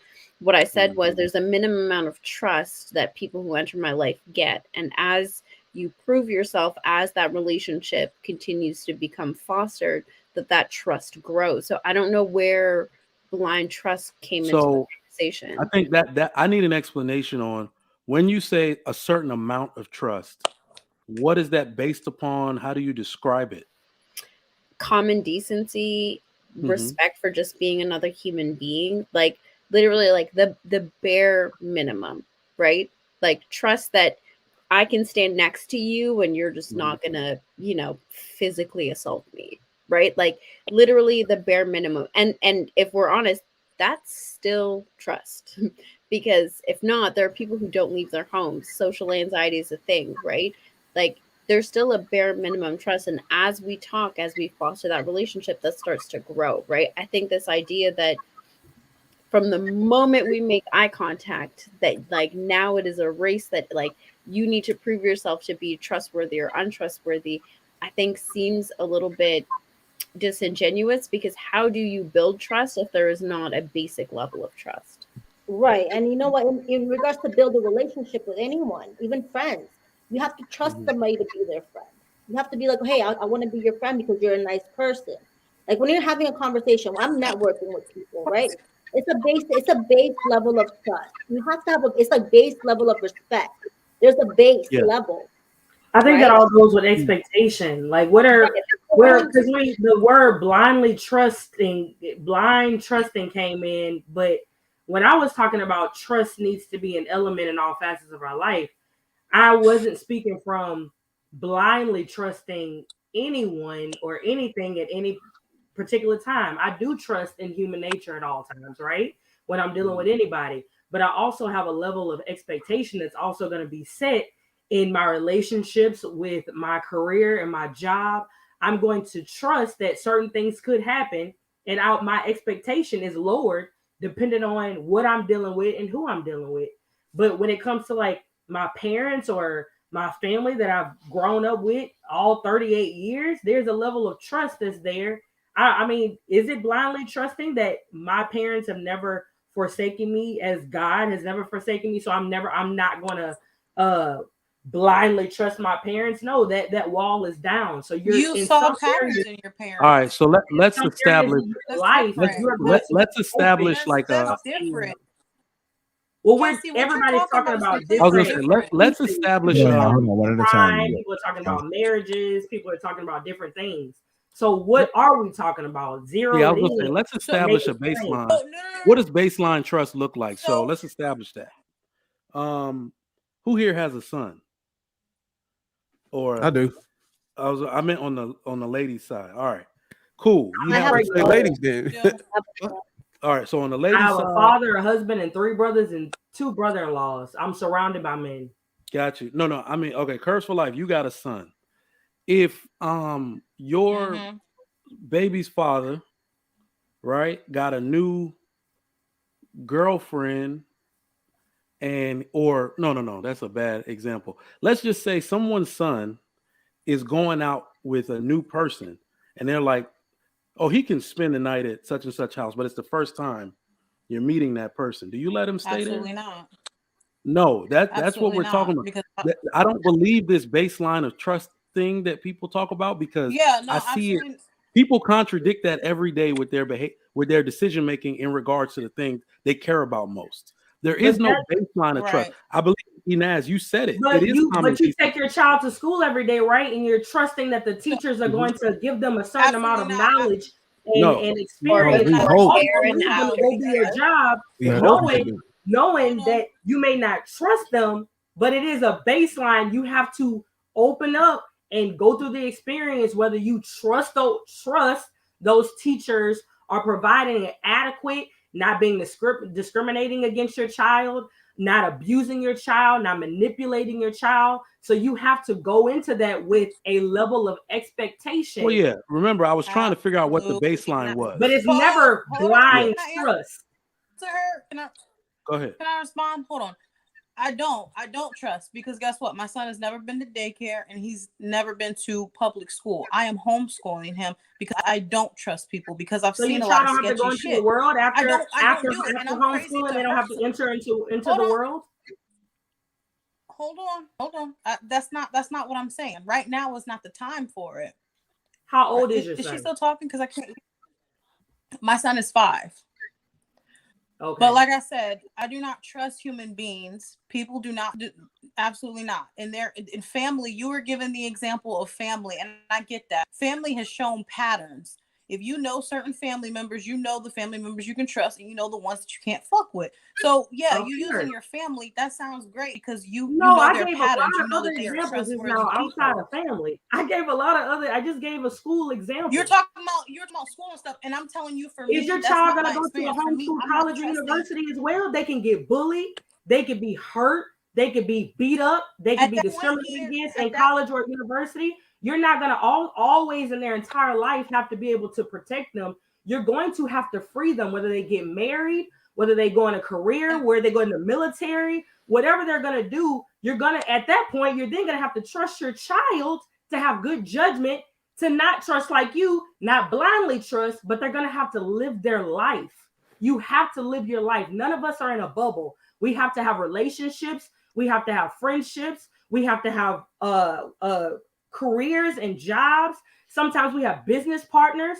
Sometimes those business partners can stab you in the back and you lose a lot of money. Sometimes you end up with the right person and make millions of dollars. So we have to find places and areas where the expectation, again, like I just said, the expectation has to be set, and the trust is whatever on that scale. It's never blindly trusting anybody, because like Mike said, it's always going to be human nature as a factor in all realms of our life. Always. The only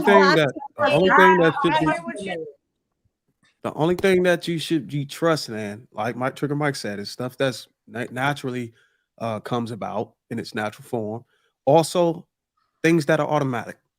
A car, you trust that it's fucking going to get you to point A and point B. But anything that's not automatic, anything that could change based on its own will, you cannot just blindly trust in that. You can hope that these things are that the expectations that you have for it fall through or follow through. Keep using the word but you blind. can't trust. I never use the word blind at all. Go ahead, Curtis, because I didn't mean to. It was a whole lot going on, but there was no dialogue. I didn't even get you're assuming that that's what I'm going to do the rest of my son's life. That's not the case. At a certain age, I will trust that I said you that cannot. what I didn't assume that what I instill in him is going to be good enough, and I have to trust that he handles himself properly out there. I'm not trying to shelter him. He's in football. He sees other. It's not like I'm trying to shelter him from the world. But as of right now, no, because they're able to teach about transgender and a whole bunch of other shit that I'm not okay with right now. So maybe later on I will trust my son and what I put in him, but I'm not trusting no goddamn human, no teacher, no nothing, none of that. That's just for me. But are you sitting at every practice? I say you just said he's in football. Yes, I am. I sit and from watch start him to finish, practice, and I watch his games. Yes, I So do. in football, like are you in the coaches, huddle with them? Do you know every word that coaches? Curtis is right though. In the huddle, but I can see. I can see with my eyes. I can see with my eyes. You're in the huddle with them on the sideline, not in the stands with the rest of them. I didn't say that. You make a lot of assumptions, but are you listening? I'm trying to figure out if I just asked one at a time, y'all. One at a time, ladies. No. I just asked the question. I just answered your question. You said no, what? I'm not in the huddle, but do I sit practice? So that's what I just said. Yes. You're trusting that. You say you don't trust the coach. You say you don't trust the teacher, but you're trusting that coach to give advice on what's a proper plays, learning football. You're trusting that coach to a certain level. You have a scale. You've trusted that coach.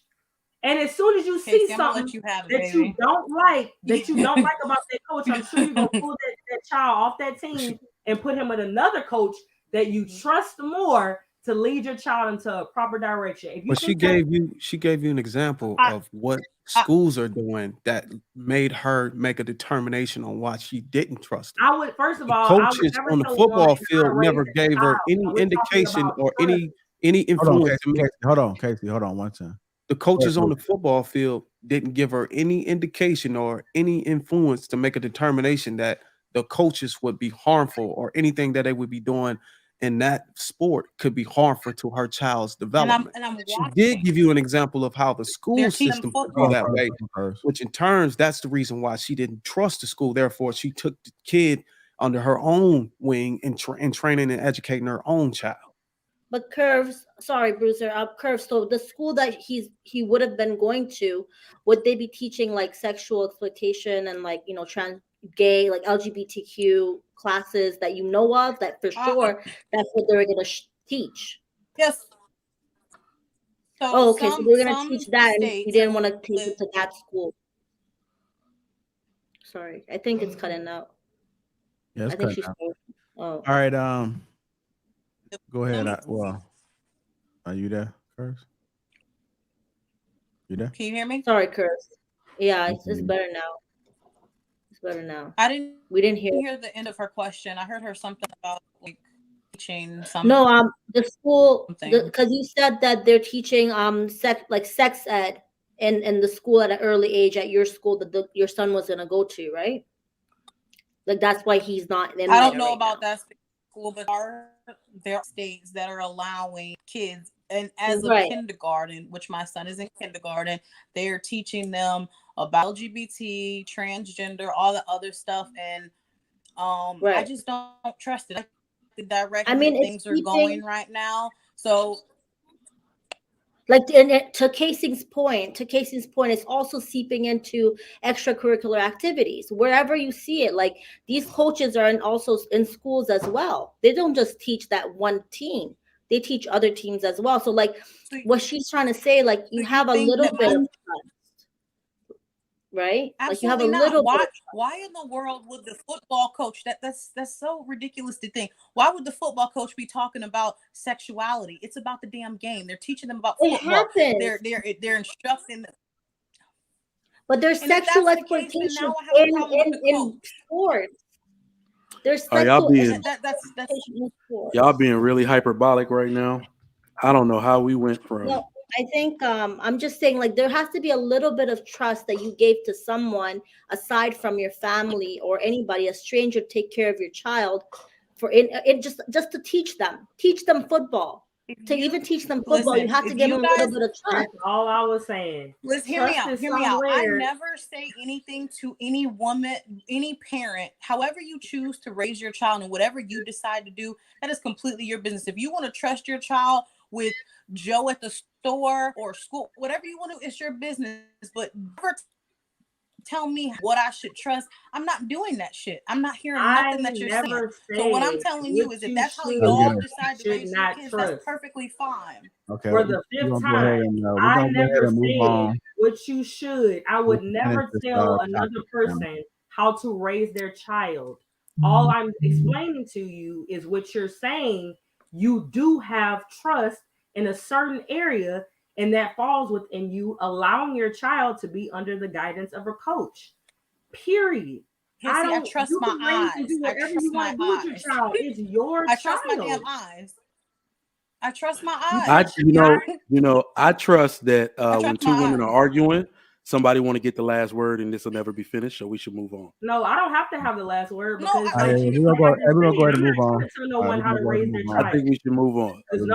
We're gonna go ahead and move on, y'all. I muted y'all so we can go ahead and move on. So I want to kind of try to get you guys' thoughts about trust.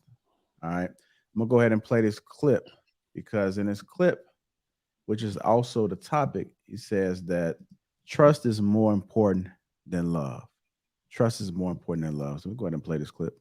To be with a woman that I trust over a woman that I love. We have people that we love. We have people that's in our lives that we love that we don't trust. You can have an uncle or aunt that's on drugs, and you can be gone. You can run to the store and they can come up your house. You call home like, who's there? Uncle Bobby here. My Aunt Anna here. They be like, I'm on my way back. You know why? That's funny. You love them, but you don't trust them. Yeah. So remember this: it's people that we love that we don't trust. That's why I say trust. It trumps it all. All right, is trust more important than love? I'm going to go to you, Enos, and we'll go to Fee. Absolutely. I think you can't even start to build love without trust. It's that foundational thing. Um, sorry, Bruce's face totally threw me off.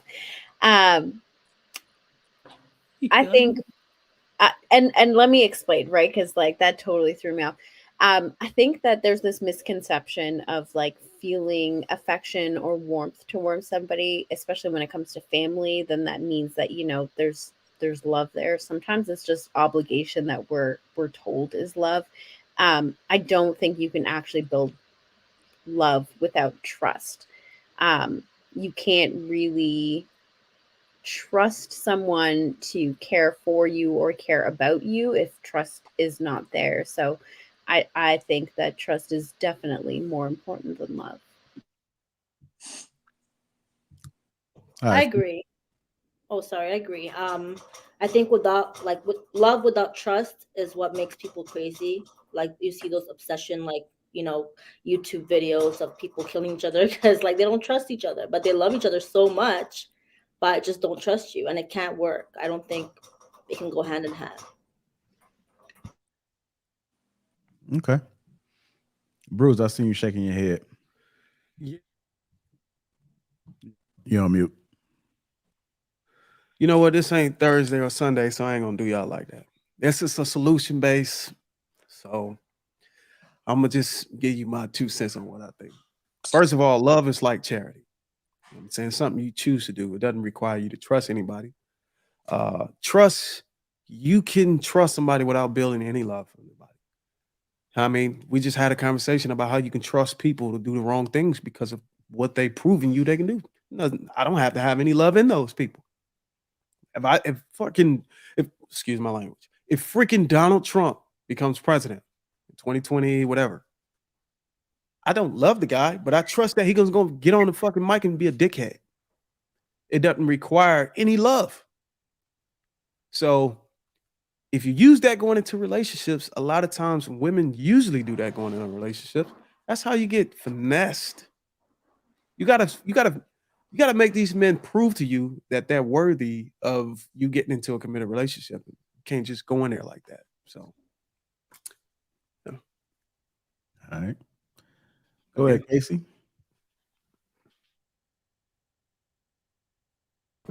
Woosah, Casey. No, I'm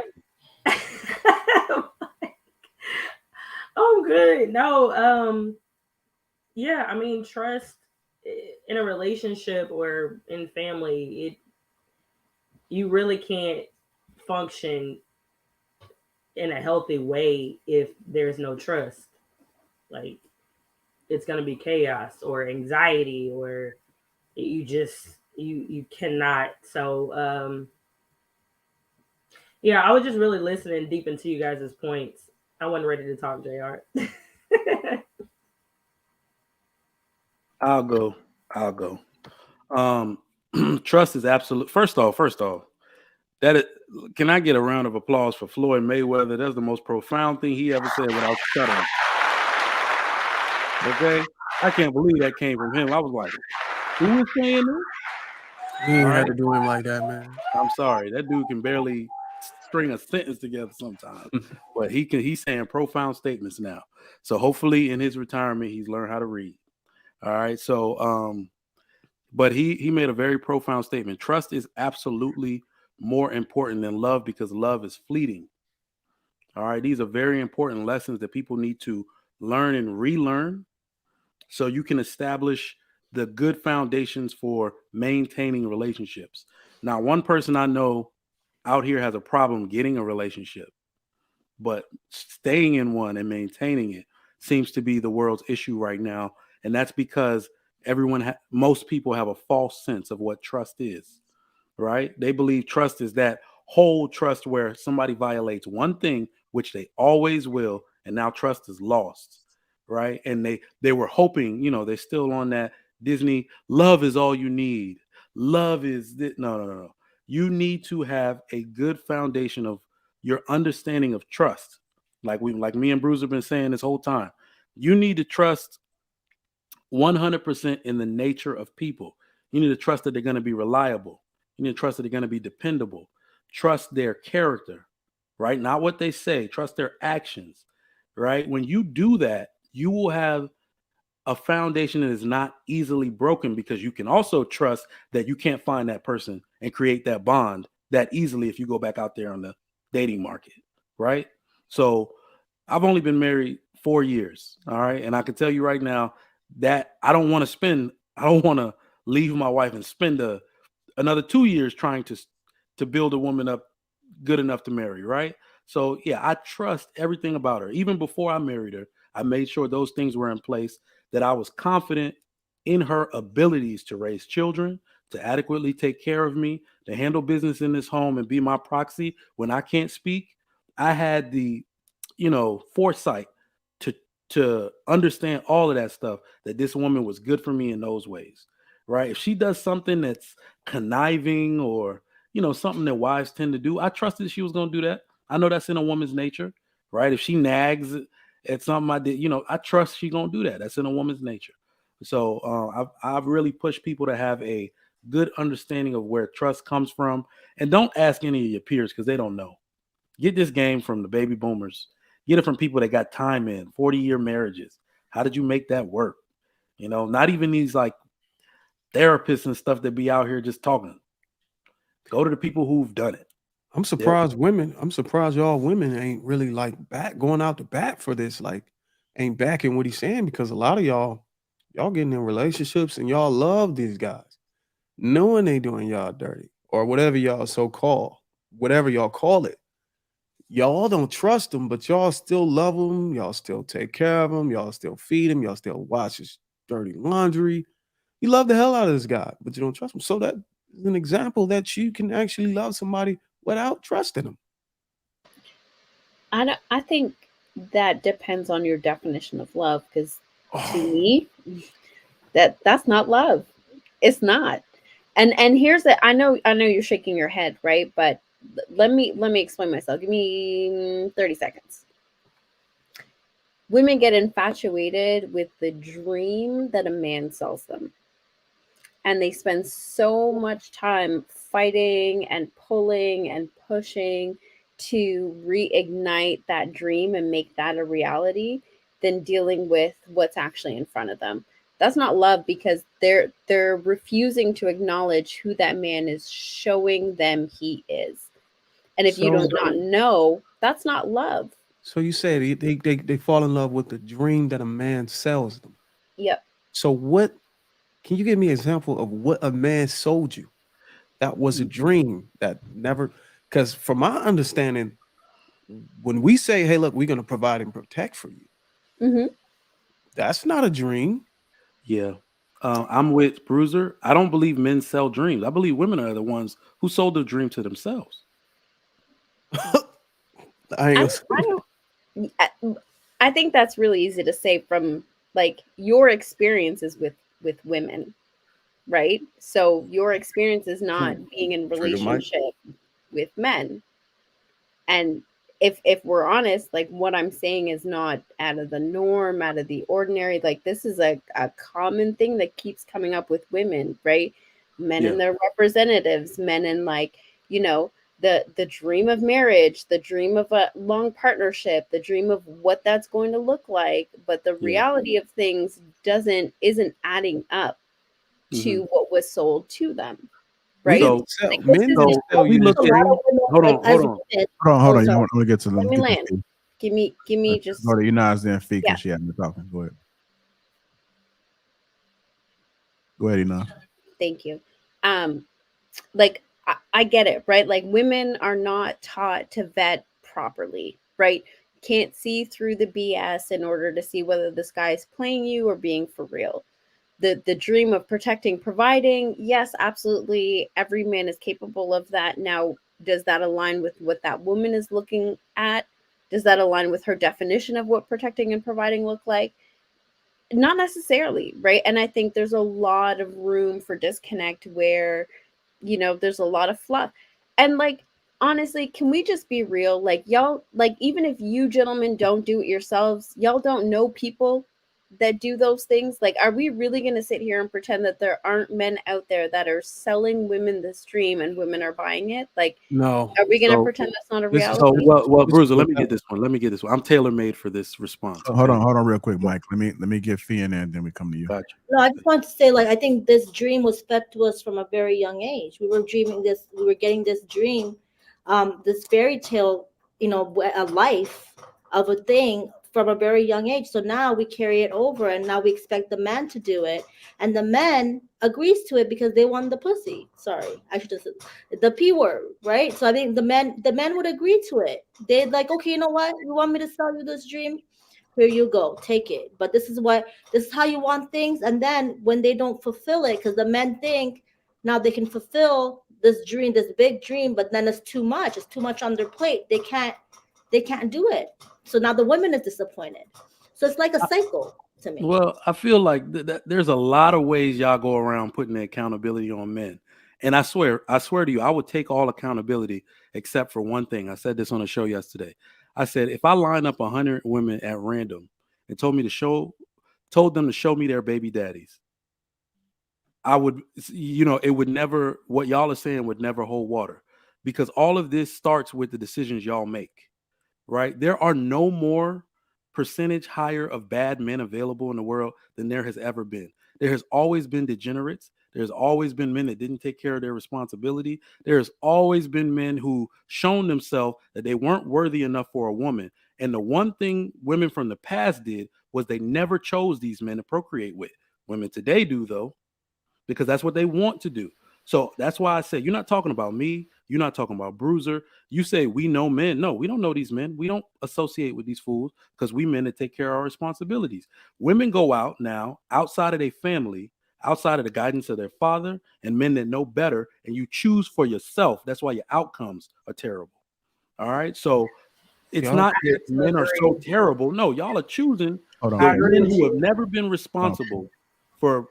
They were never supposed to have their bloodline continued in this world. Y'all are continuing the bloodlines of ratchet ass men making ratchet ass decisions. All right, that's where that disconnect comes from, where it's like, oh, men are selling us a dream. Men like me don't sell dreams. I make them come true. So I hear what you're saying, Trigger, right? And like, my intention was not to devoid women of accountability, right? That's not what I'm saying. Do women choose wrong? Absolutely. Do women not know how to vet? Absolutely. You were talking earlier about like fatherless homes. Women have lived in those too. It's not just men, right? So there isn't always a father to teach how to vet or to vet for her or whatever, right? Like, I like, when we're looking at the big picture, it's not women versus men. That's not what I'm getting at.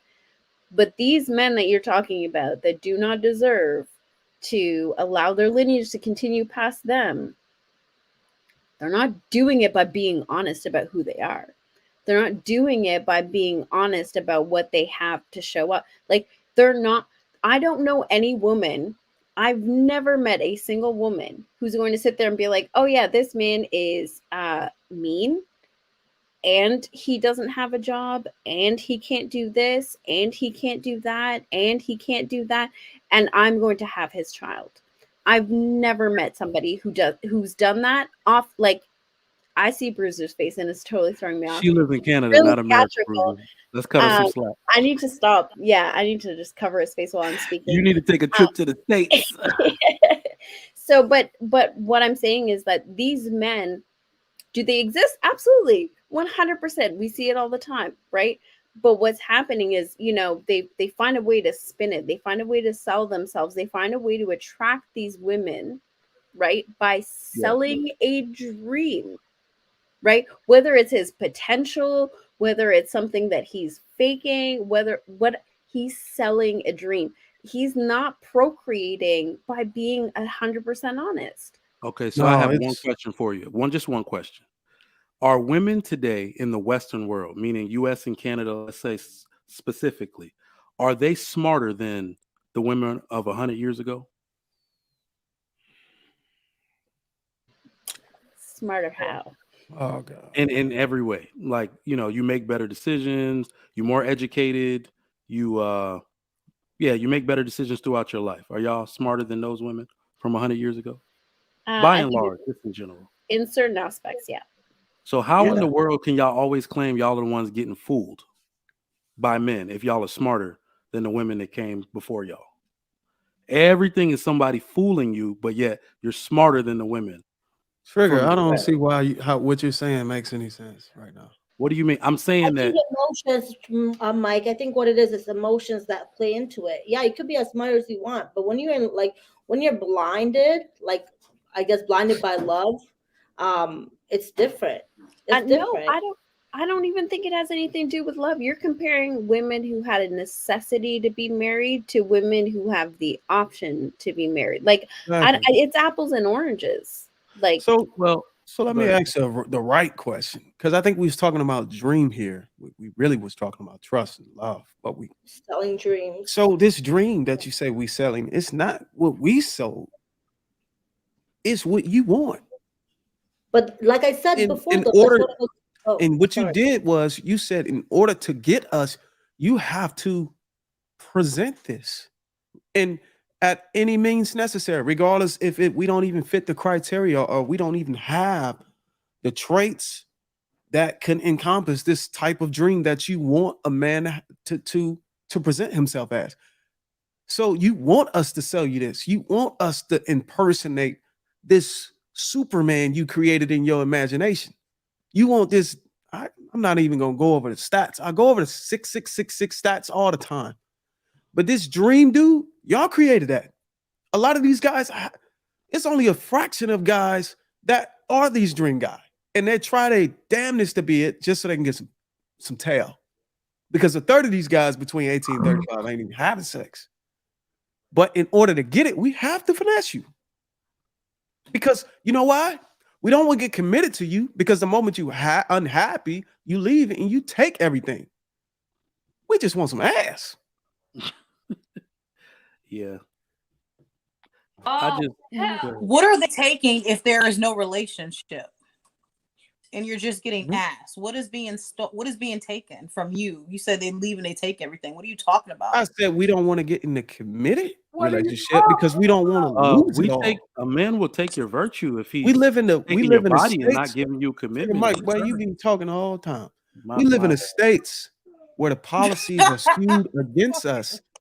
When we get in marriage with you, we get it becomes a risk, and we're not willing. We don't want to deal with that. Just to be able to behave in a natural way. We're supposed to have sex and procreate, but we're not supposed to do it at the expense of losing everything we ever earned. But was this mindset prominent? Is it prominent more now than it was like you said 100 years ago? Men were thinking about love, like they were thinking about chivalry, and it was a thing. It was actually that's what people bring it up. So that's Bruiser. It's my turn. It's my turn. That's actually not true. It's not that men were thinking. Remember I said trust a man's nature. Our nature is that we're trying to get to that box. The only thing different between now and then is that there's something standing. There used to be something standing in your way. It's probably somebody's father. Okay. It was customs. It was rituals to say a woman won't open her legs for you. At least a woman of value won't open her legs for you until you give her some kind of commitment, usually a wedding ring, right? So that is what's different. When women used to trust that their father or other men in their community could vet men better than they could. And they would allow that process to take shape so they could secure a commitment for a man that's going to take care of them for the rest of their life. 70s, Great Society, everything comes around. You throw that out the window for sexual liberation and say, I'm going to choose for myself. Feminism infiltrated it. And now it's nothing standing in my way. Men get the milk for free. So why should they buy the cow? You know what chivalry is today? Chivalry is being I'm trying to figure out two married men. How are two married men sitting up here saying you finesse your way into some pussy in your like? What are we talking about here? Like, am I until I got married? I sure did. What's the problem? That's our nature.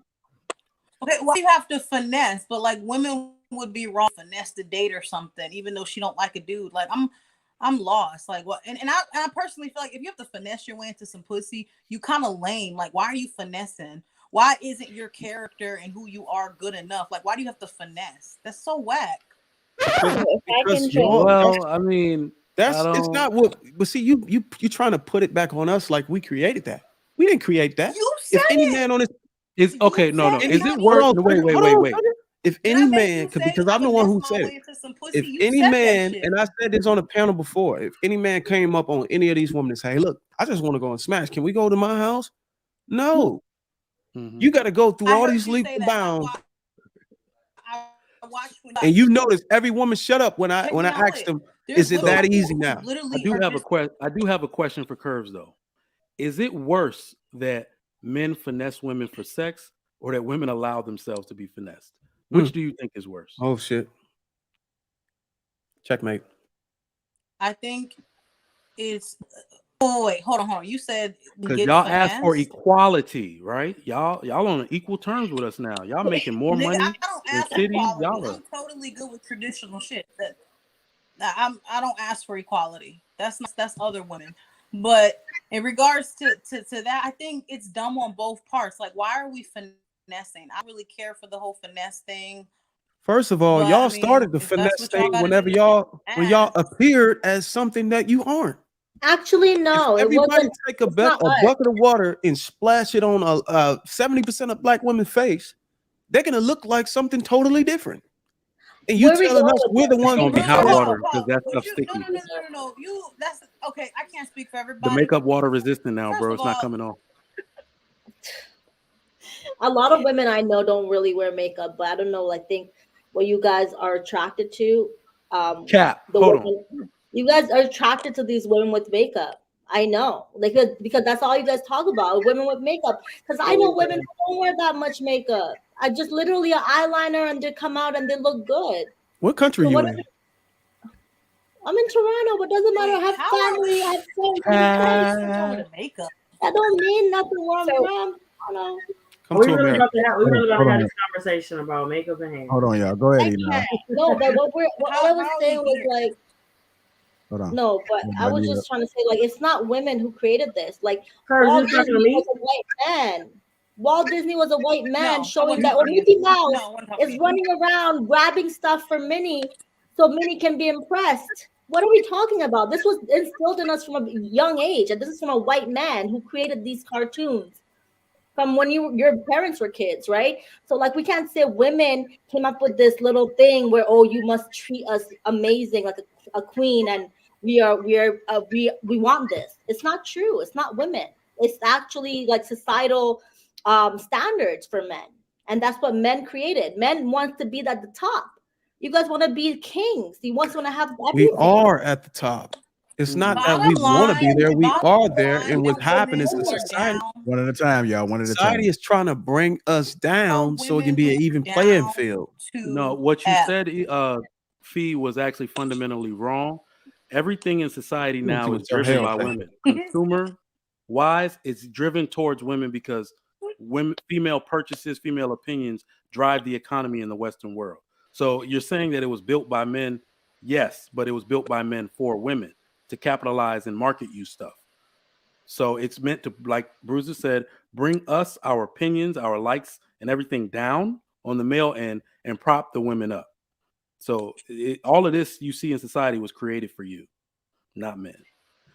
We're not even on topic no more. Oh, hold on, you guys. Hold on. Let me get Sir Hell in here. What's going on, Sir Hell? Welcome to the show, brother. Good to see you. Hey, what's up, my bro JR? What's going on, man? What's going up, on? Trigger? What's up, Bruiser? Curbs. This is Naz, F. Robinson, and what's up? I am Casey. Good to be here, man. Thanks for having me on.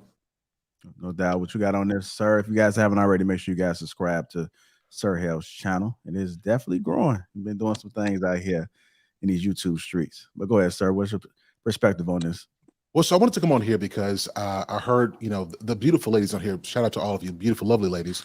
But I have allergies that flare up whenever I hear a level of cap, and so I wanted to come on here to address some of the things that I've heard tonight. The first thing is that in terms of the makeup that women use, let's say men did create it, women exploited it. Like if it was created by men because we wanted a certain basis, women took that, weaponized it and used this to get the best of men, right? And so it's not used to enhance beauty. It's literally used to create a whole different person, right? Now, the issue that men have is that we fall into this. If she looks good enough, if she's thick enough, and if it's on just right, then we give the sexual attention, which provides a false sense of validation to this. So we're both at fault for this. But I think that we do have to admit that most men prefer a woman who goes to the gym, who eats healthy, who has a healthy pH balance, right, and who is as close to natural as possible, and that we want minimal makeup. Women, however, want to feel like something that they're not. They want to feel like 10s when they're 2s, and so they leverage makeup to make themselves feel like something that they're not. All right, so I think we got to be truthful about that. And I want to add just that part for Who's now. creating that insecurity in the women, though? Oh no, Is I have it women or is it the men who are attracted to the women who are overly done up? Like, and the women who are normal and natural, they're like, you like them, I want to be like her now. So it's like a cycle. It You becomes. never heard a man say, "Dang, Brianna, she don't got enough makeup on. She needs a bit more Not foundation." just makeup. You never I'm heard talking that. about You've heard women hips, say that though. small waist, nice round hips. A real booty got hip dips. You know what I mean? But when you go around and you see a lot of women now, and it looks starting to look very natural, and these women are done up, and not like some women don't look like that. So when this woman is getting, literally, she invested in her body, and now that body is making her money.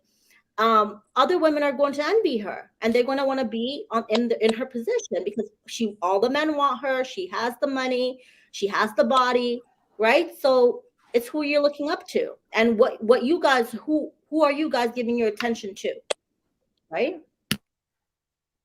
We give our attention to the woman who maintains. Hold on, I got something to say. I've said it once, and I'll say it again. Makeup is not a necessity, but is an enhancement. And we were talking about lashes on a Thursday show months ago, and they were all, oh, women need this, women need that to feel pretty. And I was like, I don't need shit. I took them off because it's not something that is needed. It is just an enhancement. And I find it really weird when men get so deep into why they give a fuck. Like, would it bother you, honestly? And you can say, oh, we want our women to be natural. We like when a woman is natural. But every single woman that you blow up, that you like, she has makeup on. Even if you think she doesn't, she might have more natural looking makeup, but she does have on makeup. And I don't know if you ever seen them celebrity pictures, like this is her with makeup, this is her without. They be looking like straight potatoes in the face without makeup. You guys would never know that because it's like a natural look. So you said the makeup is an enhancement. Okay, so the reason why I found this to be false is because in order to enhance, she left. In order to enhance, you have to enhance. So, and the enhancement that they're putting on is a beauty enhancement. So the reason why she's false is because if it's correctly an enhancement, if that's accurately what it is, and that means she's enhancing something that is already beautiful, which is not. You look hideous. So it's not it's not an enhancement, it's a cover-up. It's a cover-up of an insecurity. And when you say we're the ones feeding it, no, you identified your own insecurity and you fed it with Maybelline and all this other shit and Revlon and whatever.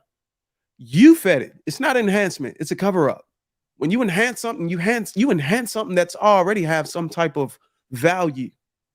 Your face look like Igor. But why are we lying? Why are we talking right now? Because if a woman, I'm so bored. Like, we're not even on topic, first of all. Secondly, if you want to test it right now, I can go take off my makeup if you give me 2 seconds, and I'm still pretty. I'm not going to come up here looking like a completely different fucking person. Now, I can't speak for everybody, because there are some women, when they take off their makeup, it's like, whoa, goddamn, girl, because they really do. But you gotta hold on. You gotta take off your makeup, your lashes, your lips, your hair, your breasts, your ass.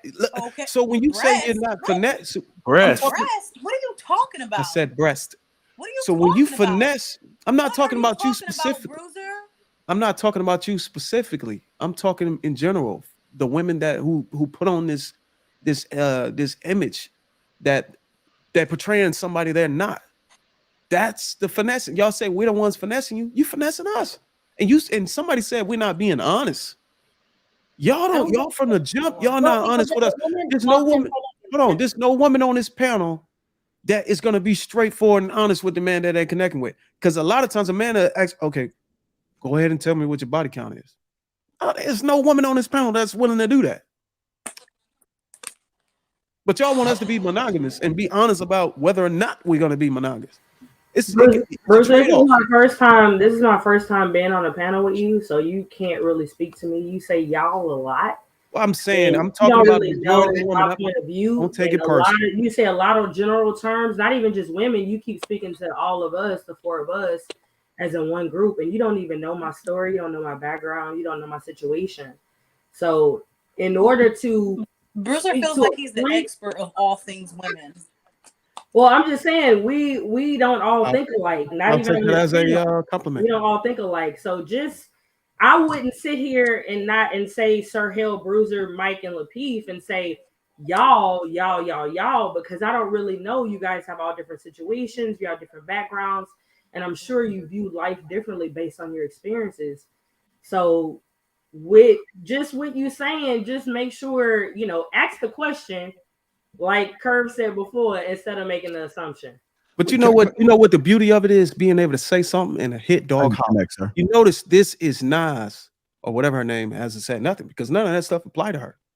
Only the ones that it apply to have something to say. Hold on, ladies. Hold on. Bruiser, you sound ignorant as hell, and it doesn't apply. I literally even told you. Why are you telling me to hold on?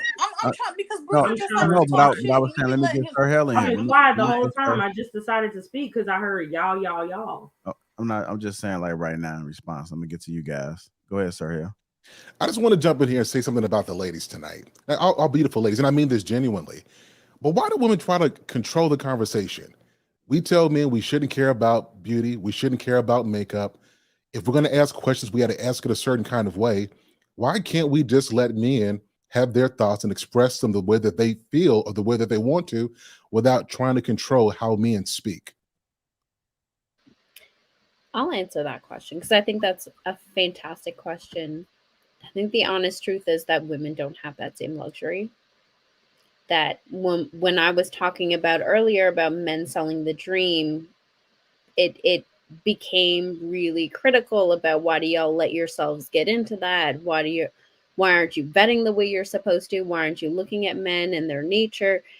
And then when men talk about women in makeup, it's take it or leave it, right? And so when that criticism is then turned around, it becomes, well, why can't we speak freely? So I think it's one of those double-edged swords where either everybody's open to criticism or nobody's open to criticism, and we need to be honest about where we stand on that conversation. Sir Hill, don't get me wrong. The only reason I said I didn't want Bruiser saying y'all is because I've been agreeing with most of the men's points, but he's been grouping me in saying y'all. I would never tell anyone how to speak.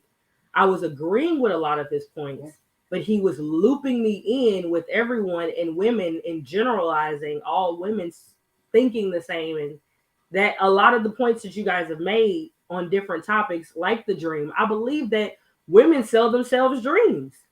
So I didn't speak on that. I've just been remaining quiet sitting here. I just wanted to make sure that there are other points and other perspectives here, but I have been quiet because I've been quietly listening. Hey, Casey, I just want to put this out there, and I know this is your first time on the panel, and we often have these conversations about, I think when people talk, they may say you or y'all, but it's not about anybody that's on the panel. It's speaking in general, speaking to the majority, speaking to whoever wants to listen, or it needs to be heard, So no, JR, the only time I opened my mouth is when he said you women on the panel tonight. That's the only time I decided to say something. Yeah, not all the other stuff. That's the only time I decided to say something. And sorry, go ahead, Trigger Mike. I just want to kind of like close it off because I think I can appreciate Bruiser's point of view because a lot of men think that way, like the way he speaks, the way he, what his perspective. A lot of men think that way. So like, it's good to know that, hey, you know what, there are men out there, but there's also men like, Trigger Mike, Sir Hales, because they all three of the men don't like, and JR, like, you guys have different perspectives. So it's good to know there's the types of men that we have. Look, I want to address that. And the reason I want to get into this is because women assume that men think like women. So women are all over the place. Everybody's different. Everybody's got a different skin color. Everybody's a different person. Everybody has a different set of DNA. Everything is just different. Men think more in terms of groups. If you have 4 out of 10 things that are like somebody, you're in this group. If you got 6 out of those 10, you're like this. We think in generality. So when we're talking, we don't have the time to pinpoint every simple, difference, right? We speak in generalities. And I think that women should understand that that's how men communicate. So when we say things, we're speaking from that general perspective that we see this a lot among women. And that's not to say that there are women who think differently. It's just to say that there's a commonality that all women have. And whether you guys disagree with that or not, all of the women on this panel do have some similarities. And I think that's what we speak to a lot in these kind of conversations. I mean, yeah, I mean, we have similarities. We all have differences, but I think what men are like, what Bruiser and like you said, men are logical, right? So yeah, I think that's why you guys group women together, and that's when we always clash heads. Like we can't have like a decent conversation without saying, "Oh, he said, she said," or "Who's right, who's wrong," like all the time. So where do we come to a common ground? Be like, hey, you know what? We have perspectives. People are not going to be the same. This man could be totally different from the other one. That's how I think, at least. And I'm sure all the women in the panel think that way as well. We don't really say, oh, all men are the same. You guys are all dogs. Because I know I heard that before, but from younger girls, not women that I know. And these are not, we have to understand there's women who are like decent women who are not so decent, right? So we can't generalize them. Well, And I think here's that's the reason why I do it.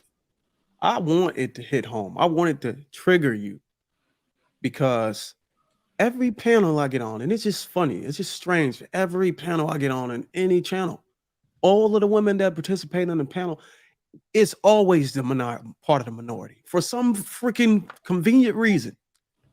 Every single lady that come on any panel on any talk show, they're always somehow a part of the minority and never about the women we're talking about. And you know why I do it? Because I don't buy that. I'm not convinced of that. And I know you're out there. I'm not going to single you out. I'm not going to call your name. I'm just going to say things that's going to trigger you. And whenever it trigger you, a hit dog holler. It's no way in hell every woman on this panel, on every Lapeef freaking talk show, my panel, freaking it's no way in hell every woman is part of the minority, and the woman is an exception from what we're talking about. It's no way impossible. It's too many women that come in these spaces, so I don't buy it. Go ahead, Carson. Are you trying to get in there?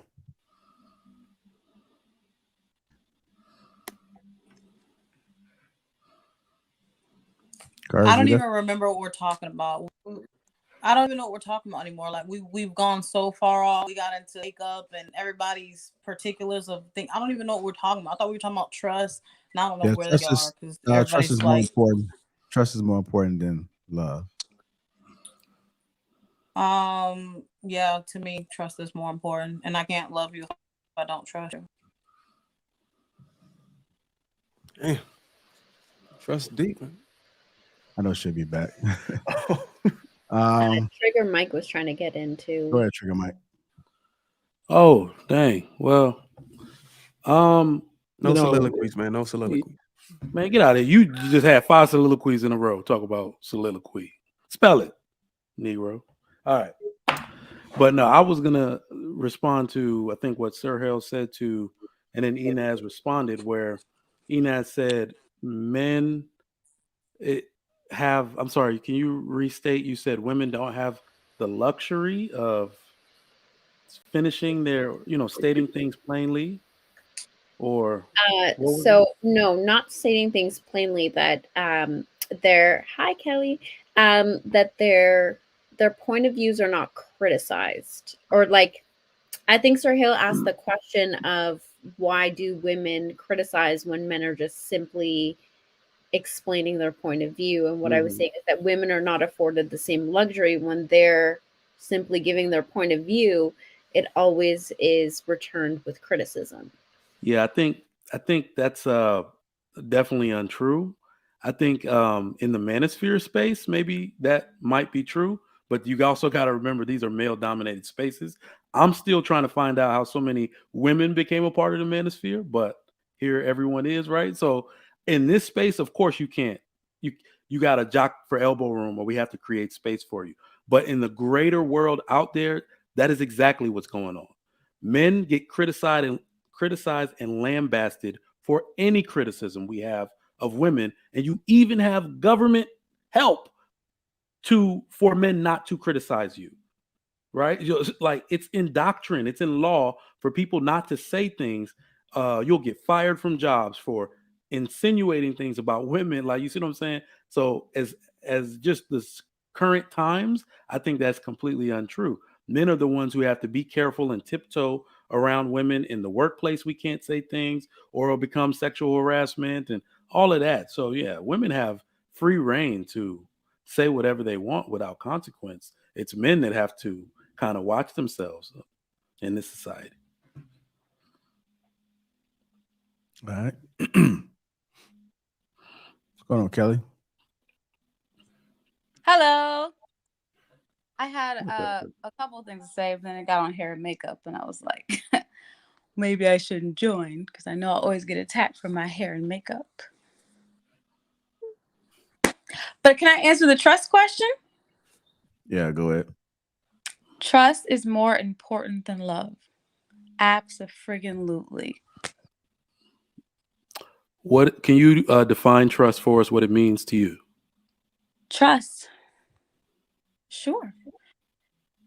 When I think of trust of another person, when I think of trust, I think of my father. I think of I don't have to wonder or worry about what he's going to do. I just know that he's going to be the man that he said he was going to be, and I don't have to guess where he's going to be or what he's going to do. He's going to be where he said he's going to be. He's going to do what he said he's going to do, and I can just trust that. There's no guessing with you with that person. Wondering where they are, what they're doing, if they're going to be a man of their word or a woman of their word. You can't trust that. It's a safe person. Yep. So when they're around, I know I'm in a safe circle, and I can just trust they're going to be who they say they are. Nice. In relationships, I believe that's the definition of trust: the reliability and confidence in another person. Yeah, and I'd rather have that than someone just kissing me and saying, "Oh, I love you, baby," and then you don't know where they are tomorrow. I can't reach you. I don't know where you didn't answer the phone. You're not home from work. Let's stop lying. You're a lady. You like that part too. I don't. It actually makes me feel very anxious. I don't like that. Yeah. I love all my favorite people in life. Like I said, I watch too. Since nobody ain't gonna say it, Church. Curves, I apologize. I didn't know you was gonna go get Kelly to come team up. Bro. Who teamed up on you, Bruiser? Where's your Morpheus glasses? I'm just joking. No, Bruiser, hold on. I'm just joking. I can stand on my own 2 feet, so can she. No, good to see you, Kelly. Good to see you. Thank you. Where are the glasses? I was wondering if I should take the blue pill or the red pill today. Oh no, I ain't doing it. I just want to, Bruiser. I did not have to come up here. I'm able to 2 feet. No, not to general. I kind of feel like when men say that, they're pretty much saying like, "Bitch, you ugly without." That's what I hear. Now I could be totally hearing the wrong thing, and if I am, forgive me. And I was challenging you. Gonna come in. Oh shit. Is she in the other room, Kelly? Maybe. Yeah, I'm putting low latency. I need to tell her to move closer to the router. I know you probably closest to the router then. Yeah, that's somebody how I am. Yeah, it's coming in. Hey, Curves, just come in here with me. She joking. Oh, no, she's not joking. She's not joking. Oh. What's up, Curves? Hey, Curves, go ahead and move closer to that router. I'm not even on Wi-Fi. Like, I don't know why it keeps doing this. Like, this because you're not on Wi-Fi. crazy.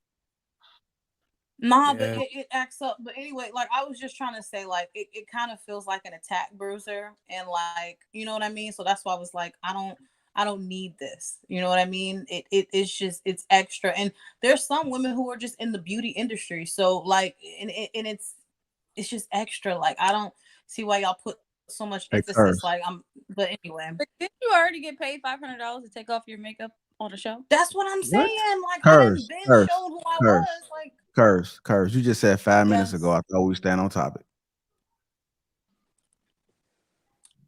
I'm gonna be quiet.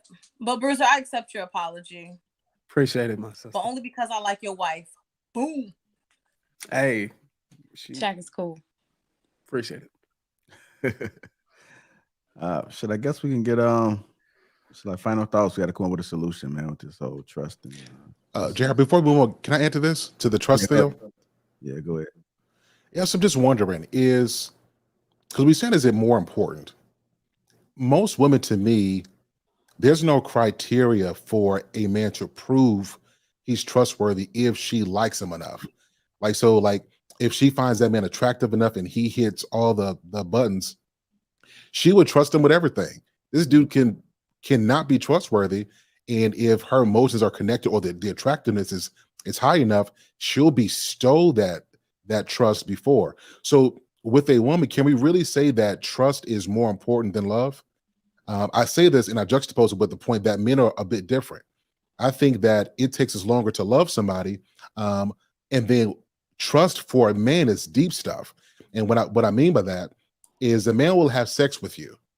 It don't take no trust or love for that. But if that man shares his dreams with you, or he shares a pain or something like that, that dude trusts. And that's a deep thing. Like a man will stay with a woman he can trust. Like if you ever seen a man who like is married to somebody or he has a significant other, but then he got that best friend he could talk to, right? That is because that trust will keep you connected when love seems like it runs away. So I guess I want to juxtapose those things. Do you think that women truly know how to determine who's trustworthy or not, outside of what they feel with their emotions? No, that's why they're supposed to be under a man's cover. That's why a father's supposed to walk his daughter down the aisle into the hands of a man from cover to cover. No space in between. Because a woman is not capable of being able to do this on her own. And we see the fruit that they bear whenever they try to do this on their own. Well, if we're going to be real, the ladies already gave their position away on this earlier. Not all the ladies, but Inez, remember you said, well, men are out here selling us dreams. And I told you, how can a man sell you a dream? Is it worse that you're buying it? It's because women are naturally predisposed, like Sir Hill said, to blindly trust.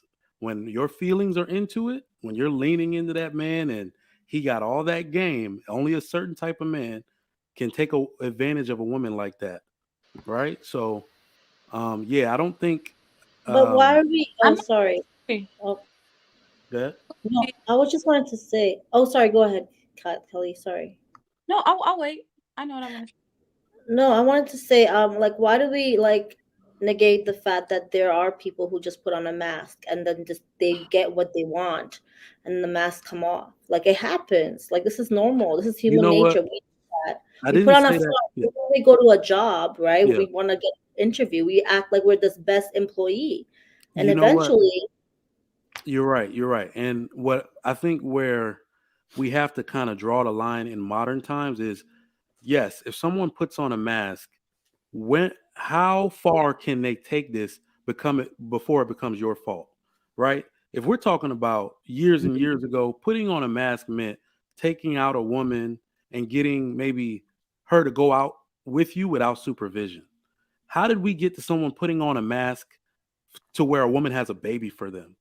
Like that to me, for him rather, that's like never acceptable. That's too far because you're bringing another human into it. How can someone be so deceptive that you allowed them into your body and then birth the child for them, right? So the accountability has to be transferred at some point, and I think that's the meter for life. Like nobody's gonna give a woman free reign to say, "Oh, I was duped," even though I had one baby, then another baby for the dude, and then another baby for the dude, but it's all his fault. So we The have to trigger. call. Yeah, Trigger, I think you losing her whenever she asks the question and then you ask her a long drawn out question in return instead of answer. She said, "How to why do they sell your dream or why do they finesse you until they get what they want?" What do we first of all, F. Robinson, can you give us an example of what the man want in exchange for finessing you for it? What is it what will Well, you I'm want? Let's going just to have just give an example. Okay, sure. Listen, my marriage. I got married at a young age, at 22. At the time when I met my ex-husband, it was great. Everything was amazing. Like he was sensitive. He was, like seemed accomplished, very like ambitious, seemed loving. Everything was great. We got engaged. We got married, had our kid, and then when the kid came. Now, the family person that he portrayed himself to be, he wasn't.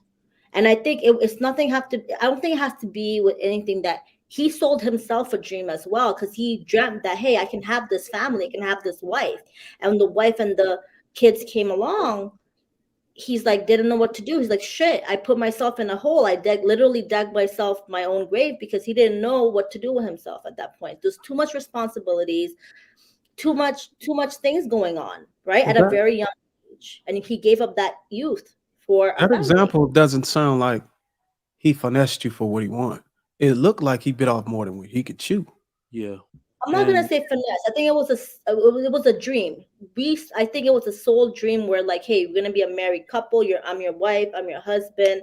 Like from the first day. I kid you not. The first day when I met him, he's like, hey, my name is so and so. I'm not gonna give out his name. I'm your future husband, and I like long walks on the beach. Like cute things like that. When you Can, like, say certain things. Yeah. can I ask you something? So, and this is, if you don't want to go into this, you please tell me to stop. Looking at his life, though, did he come from a family 2-parent household, structured, married, financially set, that kind of stuff? So yeah, I met his mom. His mom was married with his stepfather for 20 years. Like, so yeah, he did. His father wasn't in the home, but like he was still around. But he was in a two-parent home. The stepfather was a great man. However, because he was at the time, it looked great. It looked like, hey, he come from a good home, good family. They have a business, everything's going good. However, I think the split when he was a kid from his actual biological father with his mom, that's what kind of broke him, because it showed up later on in the marriage where like his father wasn't present at certain events and he would be upset, but he didn't show it, right? But I could see it. I could literally, like, us women, we can tell when you guys are going through something, right? However, like, yeah, like he did come from a good home, but then we have to do, like, I guess I didn't dig deeper enough, and it And was so how old was he? we were the same age. 22 as well. Yeah. Yeah, so We so were, and I'm saying this because people may be watching this 22 years, unless you're extremely mature and were raised specifically to be husband and wife, you can't portray yourself to be, you don't have enough context for life to be a husband, let alone a father as well. Now, if you certainly could make the commitment to be that, you kind of have to try to live up to that expectation, but just being realistic. At 22 years old, you don't have enough life experience to take on a wife, develop as a man, be financially solvent, provide for yourself, be a father. It's a lot to ask anyone. Most women, however, are taught to be more family oriented. So you can have a child early in your, for women with that maternal instinct, it switches on and you know how to take care of business. But 22 is a really young age, and that's a lot to expect anybody to be all of that in 22 years without that life experience to go with it. yeah, And it's and fine, Robinson, because I made the same mistake. I got married at 21, yeah, and I ended up You got having to married at get 19, so I understand. yeah, I had to and get divorced because I wasn't ready to be in. I didn't understand what it takes to maintain being in the marriage. I didn't have those. I think you have to have that understanding before you get into it, because then you'll be selling your partner short. and So yeah, it's okay. I know you probably hurt from it. And that's the reason why even today, I don't know how old you are, but even today, you're still going back and you pointing a finger in the opposite direction. But both of y'all have some accountability on this. You both were young, oh, you both weren't absolutely, ready. absolutely. So now I moving felt forward, I did. now moving Mhm. forward, instead of it's, oh, he finessed me or this Now you understand when he said it, he actually wasn't ready. He wasn't able to contextualize actually being a husband and a father without being established. It just doesn't work, I think especially what the today. point of the conversation is that it happens. Like, people sell dreams, right? Both parties, but some men than other women, because the men know women want to be married. So they sell this like marriage dream and start calling the woman my wifey, and the women start doing these wifely duties, and it becomes this. They play house, and it happens. It's a normal. It's like regular thing. Yeah, Because it People does playing something house. to you, because you allow it to trigger your emotions, and when Now, it Right. triggers your I wish emotions, it makes your box wet. so since we're doing solutions, I want to put this on everyone's Don't mind shake your head, Kelly. for this particular topic, because I think we've covered it too, Fee, Joy- before. Mm. I believe that so many women say men are changing up on them, that men are selling dreams, but I also want to kind of put it in there that women get with men early like that. You may not notice that they're just going through a natural change or a phase in their life, right? So you change friend groups every 5 years, interests, you start to develop interests, you go through attitudinal changes, slight behavioral changes, and even at 25 to 27, women go through bodily, after becoming a mother, all those type of things. Is it possible that this type of changed up thing that they're talking about could just be natural life change? And a lot of women aren't willing to accept that because they want that, boyish figure, boyish attitude, whatever. Because I hear that so much, where I'll say I started dating my wife when I was, the first time we were together, when I was 23. Ask me if she's the same woman now. Absolutely not. I don't know, Mike. I don't know if I agree with you, because I can tell by the way you talk that you are a good man, right? I can tell you're a good husband. I can tell you're a good father. I can tell you have morals, you have good character. I can tell you have values by the way you talk. Some guys that get up here, they sound like sleazy players. Like you can tell. Whoa. What do I sound like? We're not You don't gonna want to answer that. Don't ask questions you don't want to answer to. it's like it just oozes from them. Like you can tell the players. You can tell like guys are in categories, right? But there are guys who are these ultimate finessers. They are players. They are con men. They have mastered the game. Why are you trying to act like these guys don't exist? They can sell you that dream, and you are completely unaware of it. There are men that exist like this. We They're have to called be able to con do that because there's a dream to be sold, but we Right. didn't No, create that. yeah. What I I'm think saying- Wait. Can I respond to you really quickly? We Sure, got I'll to address pause. this. Go We got to ahead. address this. Mhm. The truth is, most men are more upfront than women are. Yeah. So, a man to be a husband, I'm gonna use what Mrs. Robinson said. That he presented himself to be a family man. He had a background, came from a family, so he had something to show.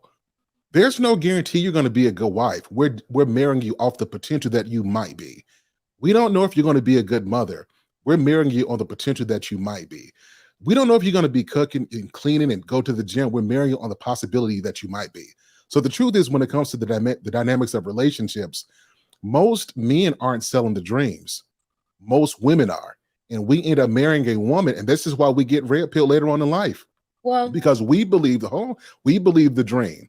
And then once we find out that what you sold us, you're gonna cook, you're gonna clean, you're gonna let us have smack sex it, 5 times twist a it, week. Sound effect. flip it, you're gonna be swinging from the chandelier, right? You all that, and then after you have that one kid, and then you go through the depression afterwards, your body changes, and now you sagging a little bit, and you got that cellulite around the thighs, and you got bags under the eyes, and you don't feel as attractive as you used to be. That sex drive goes down. So I'm saying this to say that we keep on putting the onus on men, what men are saying. And two things are true. Women are the ones who are selling the dreams, and a woman won't accept a dream from a man she's not interested in. And if she knows she's lying, all he has to do is say the right things, and she can leverage him saying the right things, even though she knows he's lying, so that when it's time for accountability, she can say, well, you said this, when all along you knew he wasn't the man that he pretended to be. I'm just telling you straight up. I appreciate that, and I wasn't finished actually. But I appreciate that every man on the panel is an upstanding gentleman. I respect that, and if I had to right now, but there are. I could tell you I get hit on most by married men. What about those guys? Yes, there are a lot of women who are texting men. Oh, I can't talk right now because something that are married, that are in relationships. They have these whole social medias where married guys just go and they prey on single women. This happens. I know a lot of friends that I didn't know he was married. Happens a lot. You get hit on most by married men? Yeah. You know why? Because married men hit on a woman. They hit on a woman that they know that they can probably smash and not get into a relationship. No, you're incorrect, Bruiser. Absolutely incorrect. Hold on. Just All like the you men both. on here can vouch for me. Men go after the women that know that they don't have to worry about having no issues with if they want to do something in silence. That's what married man. Married man ain't going for the woman who's running her mouth all the time or might get us caught up. Oh, no, we don't want that one. We just want to get some ass and get out. Do you really think I'm the woman that wouldn't get you caught up? I'm not saying you are. I'm just saying that married men tend to do that. Let's have a threesome. Bring your wife on the date. Is she gonna come to the coffee that you're inviting me to? Hold on. You know what world? This 2023 No, almost. That's not okay. Number one, I do not. No. Anyway, my point is these guys do exist. I don't like that we give them passes. I don't like that when they do trick women, it's okay. And it's the woman's fault. Number one. Number two, yes, women do look past the red flags for a guy that they like. They will give a man a chance. They will trust blindly to a guy that they like, they're attracted to. They'll give him a chance to even redeem himself if he broke their trust. But it's like it's almost like a two-edged sword. It's like if a woman doesn't do that, you'll just move on and leave her. You'll just skip over her. I've heard men on the panel say, "Oh, you're celibate? You're not for me." But more power to you, girl. Why? But you don't want a girl that gives it up easy. But you won't take the girl that's being celibate and waiting. So I want to jump in on this because Kelly, I think you're making a really valid point. And I really genuinely want to call cap on this whole women trusting blindly thing. And I'm going to say this because the men have been speaking in generalities for the most part for most of the night.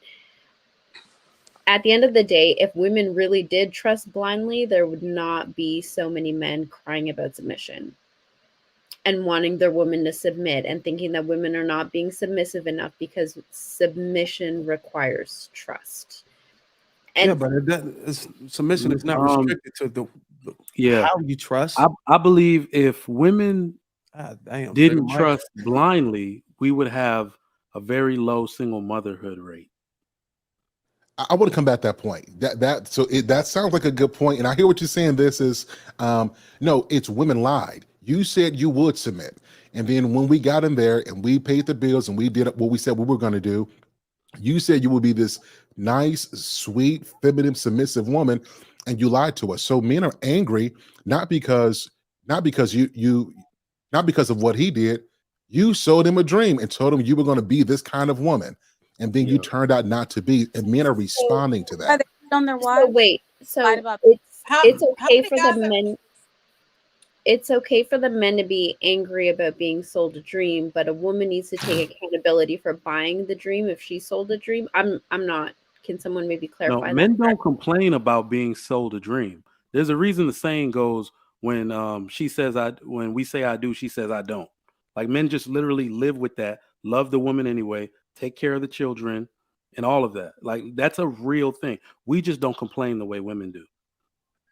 Curves, I didn't even notice you took off your makeup. You look so I think she's trying to make a statement. I was just gonna say, like, do I look completely different? Do I look scary, Bruiser? Since you wanted to generalize women altogether? He's not gonna answer that. He pleads the fifth. Of course not. Because his lawyer's hey, here. look, just because you went and took your makeup off don't mean my points don't. Plead the fifth, man. No, I'm not. Like I told her, I wasn't talking to her specifically. No, it's very beautiful what I heard. And she got her face all up in the camera, like own skin when they showed that it was them. They show themselves because they get triggered. What I'm like, voice is that? I don't know. I was just using a fake Bruiser voice, but Yeah, but anyway. I like what Sir Harold said. He was absolutely right. We get into these relationships and we still hold our own. We still see the one thing about us, we don't audition for you. The things we do, the things we accomplish from 18 all the way to 30 or whatever we do and work, and we do that so we can survive and sustain. And you know what I'm saying? We don't do that to go and audition to be a worthy husband of you. We have to do these things to be able to survive as a man. So regardless of you, regardless of you hitting, hold on, y'all got let him finish. Regardless of you hitching yourself to us, we're still gonna do these things. We don't stop working when we get into marriage. We don't stop going out here. We go and work and do shitty jobs and taking out the trash and all that shit just to put a roof, food on the table, and pay the bills. We're gonna do that regardless of you in our life. You know, the things you do become conditional. You get in the marriage and then you get relaxed. The stuff that you do, the value that you have been given and the value you have elevated starts to shrink once you get in a relationship. And what do? Tell us, oh, but you're supposed to love me no matter what. But you want us to do that and you want us to remain monogamous and still not skip a beat from the time we say I do. But what you could do is you can go and eat yourself into oblivion. You know what I'm saying? You can go and say, oh, I don't want to have sex with you. You get what I'm saying? You can do all these things and expect us to just not skip a beat from the day we said I do, from moving on. I agree with you, Bruce. Who's getting cheated? I believe in marriage. Hold on. So when you talk about cheating, who is actually getting cheated on? I believe in marriage that women do have a higher expectation to men and what they need to uphold from saying I do versus women. When they get into marriage, it always drops off. I totally agree with that. Whether the thing about it is men are expected to weather all storms mentally, economically, and push through because you said you were going to do it and you were a man. But as a woman, we look at the man like, hey, well, I'm going through this, so you need to give me grace, or I'm dealing with this, so you need to give me grace. And we're different, but it has to go. It definitely has to go both ways. Like it definitely has to go both ways. My husband met me, a professional dancer and a fitness athlete, and always in fitness since 3 years old. We've been married for 10 years. He met and dated me in the gym, and I'm still in the gym, and I'm pregnant right now, 7 months in the gym. That I would be selling him a dream if I was, well, this is what I'm going through in life. There's certain things about me and in my life that's ingrained in who I am. And we both dated each other. We were both looking for those innate qualities within each other that this is who they are, whether they're with me or not. So I believe my father and my brothers taught me as far as vetting and not being able to be sold a dream. You have to look at the heart of a person, their actions, how they live, their background, everything. I'm not really paying attention to what you're saying. My husband was 23 when I started dating him. And yet he was still young and didn't have things figured out. But there were certain things that God revealed to me that was in him that I saw, regardless if it had come into revelation or not or presented itself. I could see who he was. I saw him in grad school studying his behind off. So I saw his work ethic. I saw his denying of going out with his boys to make sure his grades were right, make sure that his house was clean, his car was clean. And though he wasn't my husband yet, but I saw who he was without me or not. So I think women, we see people at different points in their life. We have to see, who are you? How are you dealing with your day-to-day, whether I'm there or not? This whole selling a dream, I couldn't be, of course, a 23-year-old. I mean, what are they going to say? Like y'all said before, you don't really have life figured out, but there's certain things that has already been ingrained in you. You're going to evolve over years and time. You're not going to stay the same. My husband has gotten better. Everything that I saw in him at 23 is what he is almost at 40. it's even better. So I think when you're really looking at the true heart of a person, it's hard to be sold a dream. It's hard to be sold a dream. And I believe a lot of women look at the expectation and set expectations on men that in things that they don't see. You don't see that he's going to be a great husband. You don't see his work ethic. So why would you think that he would make this great husband? If he doesn't care about his family and he's not family oriented, or he doesn't work in the community, why would you think that he would be this great family man and put family first? Like, or why would you think he would be godly if he doesn't have God in his life? If when y'all met, or you don't see things or see areas for growth when you meet a person, Because it has to be present when you meet them. Some women like projects. But congratulations on being pregnant. That's awesome. Thanks. You're welcome. And I do want to take the time to thank all the men on the panel. Thank you so much for what you do on a daily basis. If you don't get thanked for it, thank you. It is my pleasure and will always be. So, ladies, so now y'all know, if y'all ever have a question about why a man does what he does, you just had the brilliant Mr. Sir Hell over here. Shout out to him. Come and drop truth, nothing but truth bombs to you. And of course, yours truly, always coming with damn truth. So truth, I think, is the solution to the trust thing. Honesty and truth. Aren't we supposed to do solutions? Yeah, for solutions. To be able to trust your partner, whoever, being truthful and being honest. Well, I mean, like some people have given you examples on how they do it, and that works for them. I can't knock her. Like Casey just said, she spelled out her details. You know, I'm like, who am I to judge her?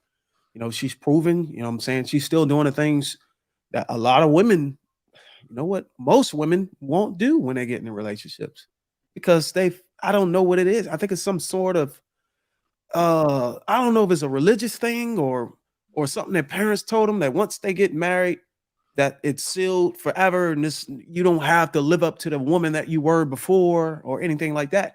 But it's just it puzzles me that women are trying so hard and they're building themselves up to get to the altar so the guy could say I do, but it either plateaus right there or it just start to go down. That's not what we were taught in my family. I think it should most definitely, once you get married, once you become a wife, that should be motivation to be like, okay, I'm gonna take this to another level now that I got a husband.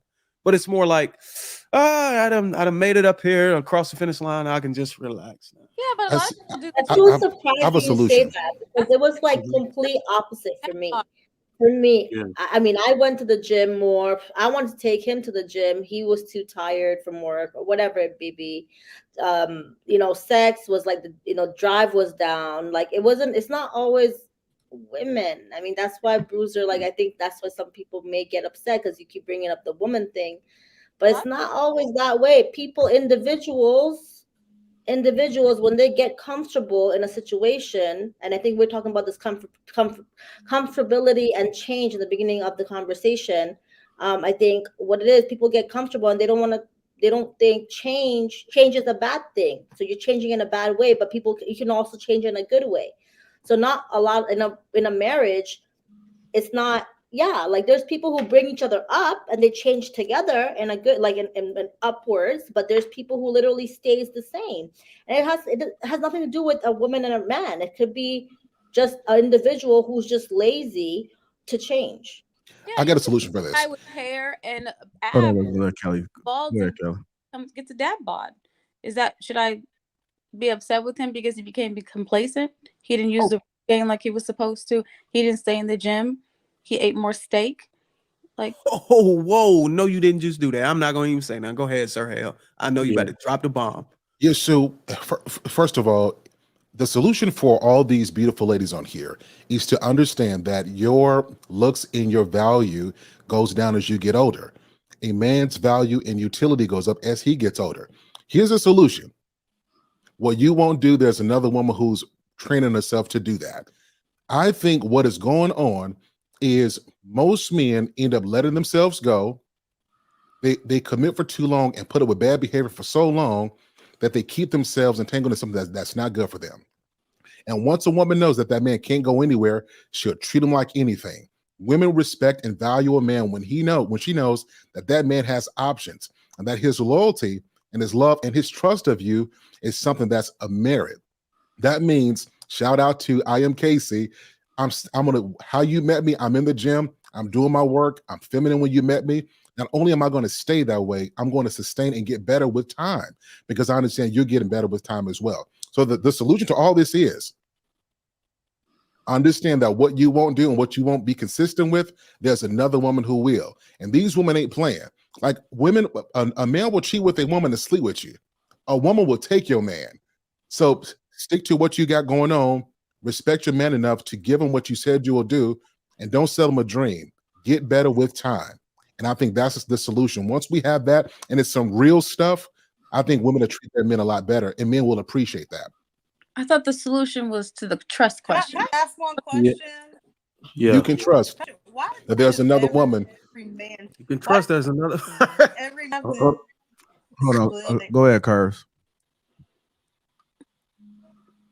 I feel like women's beauty decreases, her value goes down, and they think as they get older, they go up. Why the hell do you think that? Y'all stay the damn same. Some of you guys aren't elevating. Why does You guys are balding. No. So I think what he's saying is, so if you don't understand it, that means that you are too deep into the equality narrative. You think men and women are equal, and that women look for the same things in men that men look for in women. That is absolutely not true. So hold on. Statistically speaking, men peak financially as they get older. So that means my looks can be deteriorating. Don't matter. My money's going to go up. Hold on. I'm going to have more assets. I'm going to drive a better car. All right. Than I did in my 20s. Hold on, Curse. These are all things that attract women to me. Let me tell you right now, I'm a homeowner. I drive a nice car. I have all of these things. If I go out now compared to me being 25, I will be back shooing them off with a stick because I'm more resourceful. That is what women like. No, I gotta take the ladies' side on this, and I'm not putting the cape on. If you look at Mr. Sir Hale, the man is sharp. I didn't even get to finish what I was saying. And go ahead. We're not talking. Maybe you guys on the panel, maybe you are elevating. Maybe you guys are elevating as you get older, but there are some men who are working at Walmart who will be working at Walmart 20 damn years from now. Are they elevating? Exactly. And what we're saying is, you guys saying, what I'm saying hold on, is, let her finish, Trigger Mike, because let her finish. No, that's all I had to say. I'm just saying, you're speaking. Let me insert something. Let me just say this one thing, Bruce. Let me say this one thing. And what I'm saying is, the UPS driver got hosed too. It doesn't matter what he does. Fair. The UPS driver got hosed too. As he gets older and more resourceful and works more hours, he still got women. Of men. Okay, so what I wanted to speak to is the point where somebody made a comment. At 7-Eleven. And he got hosed too. He's not banging a dime. He's banging the chick that works at 7-Eleven. Different caliber and let's not pretend that's not a thing. No, and y'all ladies defend. I was gonna try to defend y'all. I was gonna try to defend. Somebody said something about a man having a dad bod or some shit like that. Yeah, I'm on your side. Listen, I'm on your. I think it was Kelly. I think he said that. I was about to say that. I'm on your side. I think that a man also needs to have some type of ego. It needs to be justified though. He need to have an ego. Like he needs to be able to look at himself in the mirror. Like, do I see myself as a fat person? No, that's not who I can't identify myself if I'm overweight or I look sluggish and nasty. I can't. Somebody breaking the house, I'll get tired and I can't protect my family. I think that a man still have to have some type of fucking ego to keep himself up and keep himself charming, looking good. Like I said, if you look at Mr. Sir Hale, he came in here looking fresh as hell with the 3-piece suit on. And I guarantee you, the man keep his head well shaved with a razor, keep himself trimmed up and smelling good. So I do think that, to your point, on that part, a man does need to maintain. And there are some guys out here that just lose themselves and think that the only thing that they're keeping that woman for is their freaking wallet. But it don't really work that way, because she'll stay with you, but she'll get some dick from the guy that's cleaning the pool.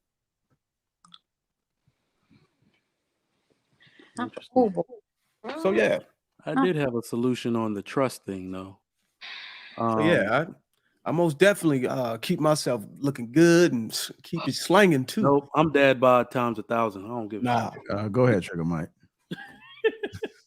I don't know what y'all said. That's I was like, don't leave me, because I'll have another one. It don't do nothing. I don't know what y'all trying to say. It don't mean nothing. My resources will give me another woman. You keep thinking that today. It's not a thought. I'm just being honest. Culturally, the bigger you are means the more money you got in my culture. I wish I could believe that. I wish I could believe all. I wish I could believe only my resources was the. I agree. No, I agree to an extent, because even without it being a sign of resources, it's unhealthy, and you need to show discipline and get yourself in shape. So that part I agree with. But if we go back to the trust thing, remember I said, no woman should blindly trust. That's actually very dangerous for women to do, because you can't defend yourself and stuff like that. But I also believe, if we're going to give a solution, as far as trust goes, women need to be practical and reasonable with the way they trust. That is something I believe happens with men and women as they mature. And who you give your trust to, you also, like I said, trust things and people that you see, that's actionable, right? My wife knows that if she gets a call from the daycare or the school that I didn't pick the child up in time, something's wrong. He would be there. He's not picking up the phone. Something is really critically wrong, because she can trust the action, the confidence, the reliability that I do what I say, what I'm going to do. And I believe women need to be that practical and not make that dream version of trust. Whereas I trust him with all things, because that house of cards will fall quick. He's going to do something to piss you off. He's going to do something within his nature that most men do, right? And I believe if you're more practical with how you trust, you're not easily, as hurt. I've noticed that kind of comes with time. When I talk to women in like their 40s and 50s, they are not, they have been through some stuff, especially a woman who's been divorced and has gone through some things. She's very, she has a bit more fortitude to her in that sense, because she's more practical. Okay, to close off the trust thing, I personally, like, growing up, my trust was broken many times. Like, growing up I grew up in the hood, so trusting someone and they come rob you, your own people who step over, they rob you the next day, all your stuff is gone. Yeah, trust is gonna be tested, right? So, however, my trust was gone, and living without trusting someone is not a way to live. I give a certain type of trust now. I know how to give people trust, but enough rope to hang themselves, right?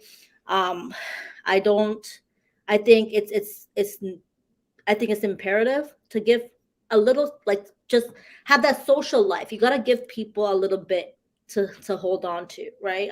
We can't just completely close off. And sometimes you have some type of vulnerability, but don't be a fool. Obviously don't move around foolishly, or don't let nobody fool you. So I think that's my last little bit at the end of the segment. I agree with what Mike said. I remember that's how I knew something was wrong with my father, because there was a time where I moved away and he would call me around the same time every single day, and he didn't call me. And I remember calling my mom, and I was like, "Where's Dad? He didn't call me today." She's like, "Oh, he was too busy." Like, no, he's never too busy to call me. What's wrong? I knew something was wrong. Found out a couple of hours later he had a stroke, but they didn't want to tell me. But I knew, I could set a watch to my father. And I always tell people that my father was someone I trust blindly, because he was proven to be trustworthy. And if someone came to me and said, "I saw your dad in the bathroom kissing some girl," I'd be like, "You must be talking about the wrong man," because I knew his character and his morals. He would never do something like that. And to be able to trust someone that way, I think it takes time to prove that. But I also think it's hard for women because you're supposed to trust someone if you marry them. But at what point do they prove that they're different than every other guy? I think that's something that has to be proven out. You say don't let somebody just sell you a dream, but eventually you are supposed to trust the man that you marry. At what point do you know that he's for real? You know, I had the Yes, same. prove that over time. It's funny. I had the same shit happen to me. The same shit happened to me, man. And somebody came and told me the same damn thing. Hey, look, I see your father over there. He going over there down the street, over there messing with the old lady. You know what I did? I looked at my mama and I saw that she was gaining all this weight and how bad she was treating him and wouldn't fucking cook when he came out. And I said, "You're probably right." Yeah. Well, Damn, that's cold. Oh. You just sucked the air out of the room with that one, bro. I'm like, damn. Not Sir Hale vanishing. Like, how did he do that? He has all these like cool little features. Like he just vanished. I'm sorry, I wasn't expecting Bruiser to take it there. I'm looking out sentimental, like, man, it's about to be deep. And then he said what he said. I would have expected that. Bruiser's very superficial. It's expected to be surface level. No, but Kelly, you said you trusted your father blindly. That's actually not blind trust.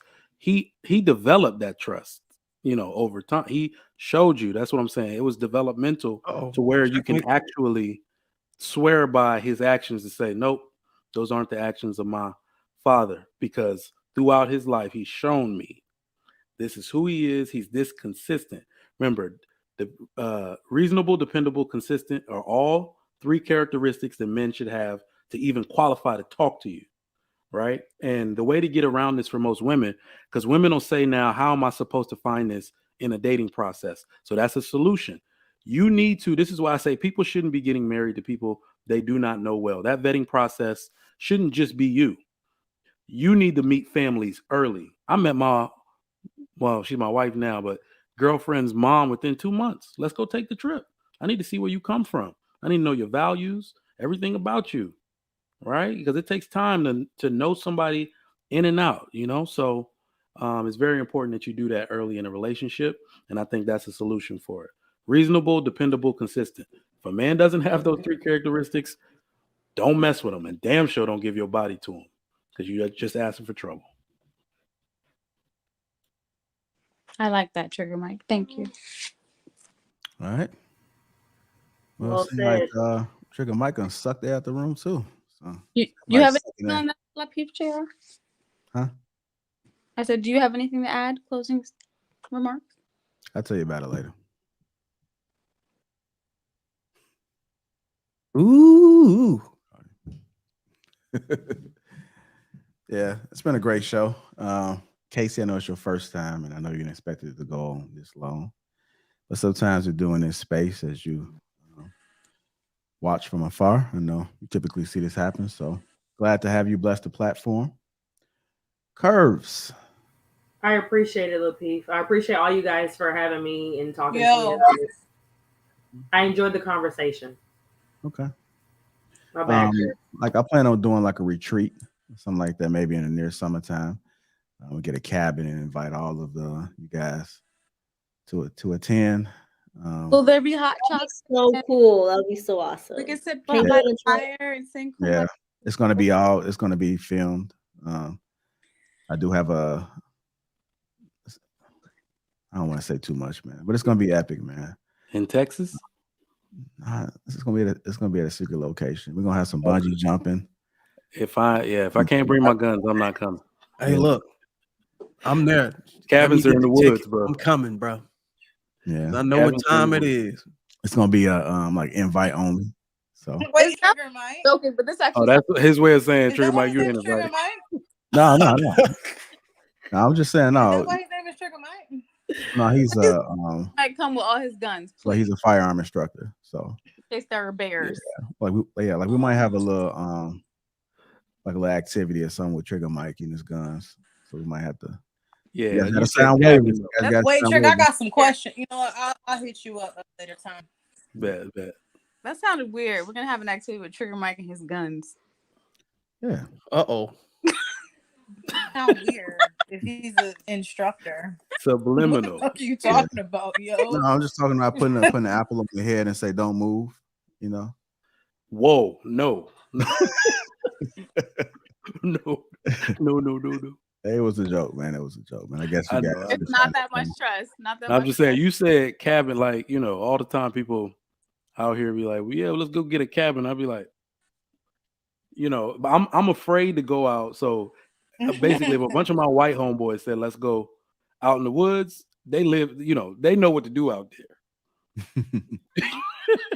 A bunch of black people in the woods. Oh, man. You said a bunch of niggas In the woods? If you do it in Florida, we have a perfect place where we do our retreats for church. Oh, that's dope. Yeah, JB, I'm gonna send you an invite. Let me get through these super chats real quick before we get up out of here. Andre Dale, $5 said, every relationship is built in trust, and the strategy is love. Trust is granted and build upon it. Appreciate that. B Love 499 says, do you trust your check to hit your bank account on payday? That is baseline trust. Jonathan Berryville 999 says, the only thing I trust is that humans will be humans. Everything else is at best a calculated risk. Curse for Life is absolutely correct on this. It's the first time for everything. Andre Dale $5 says, stop with outliers, whether earned, given both, and in disastrous discernment. Mike, like you seeing God to solve your problem, it's parallel. Sir Hill Speaks, actually on the panel. Shout out to you, sir. 499 says, shout out to Jay on the panel in the chat. Jonathan Berryville again, 999 says, Mr. Mayweather is absolutely correct. I personally have extended family members I love very much, but I never trust them in my home. He's absolutely correct.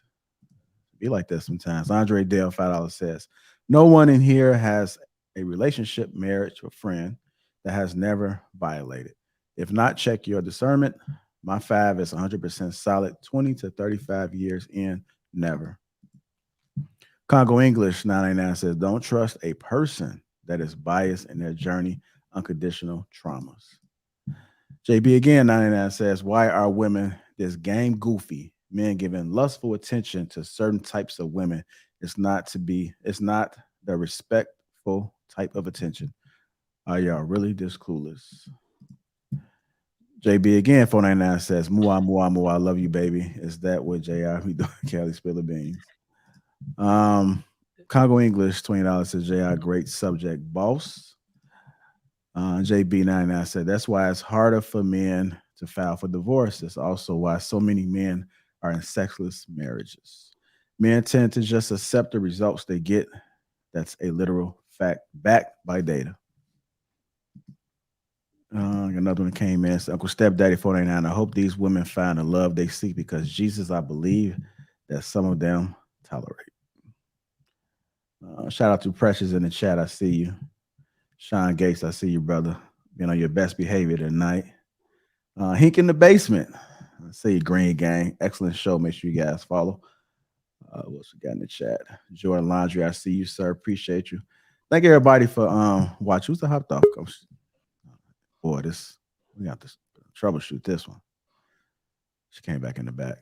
Anyhow, glad to have you guys on the panel today. Casey, again, our apologies. Sorry, but not sorry. Make sure you guys follow Sir Hale, Bruiser, Trigger Mike on their panels. Inaz, good to see you again. Appreciate you. And Fee, I see you done with all your traveling. Finally stopped through and come and show us some love. So we definitely appreciate you. Shout out to my girls, Kelly. Yeah, see you soon. All right, y'all. Hit that like button on y'all way out. It's another edition of The Solution. I like this, man. It was actually it's actually nice, man. I think Curves made the show. What y'all think? Absolutely. When her internet was working, she was awesome. Yes, exactly, Mike. Exactly, Mike. We got to see what we can do about that, Curves. And get you on some Verizon. Yeah, but I've subbed and subscribed to all you ladies' pages. As always, y'all are awesome, for real, for real. I love the dialogue. Good group. Okay. All right. Well, with that being said, hit the like button on y'all way out. Make sure y'all give Tej Hanley. Click that link. You guys will see it circulating. What's tomorrow? Wednesday? No, Tuesday? King Talk tomorrow. King Talk is on the Lapeef Network, so make sure you guys tune in and tap into that. You want to come through, Sir Hale? Want to do King Talk tomorrow? Yes, I can be there. Yep. Okay. All right. Dang, hey, if you need another one, I'm off. But, now you off now, Bruce. I done asked you about 30 times, brother. You come on too. You come on in, Bruce. You know, as long as you talk about that red pill talk, then you know it's always welcome, brother. I'm a real king, so you better tell him to brace. Okay. All right. To be determined. We'll see. All right, y'all. We out, man. Appreciate y'all. Till next time. Thanks for having me, guys. Bye. No problem.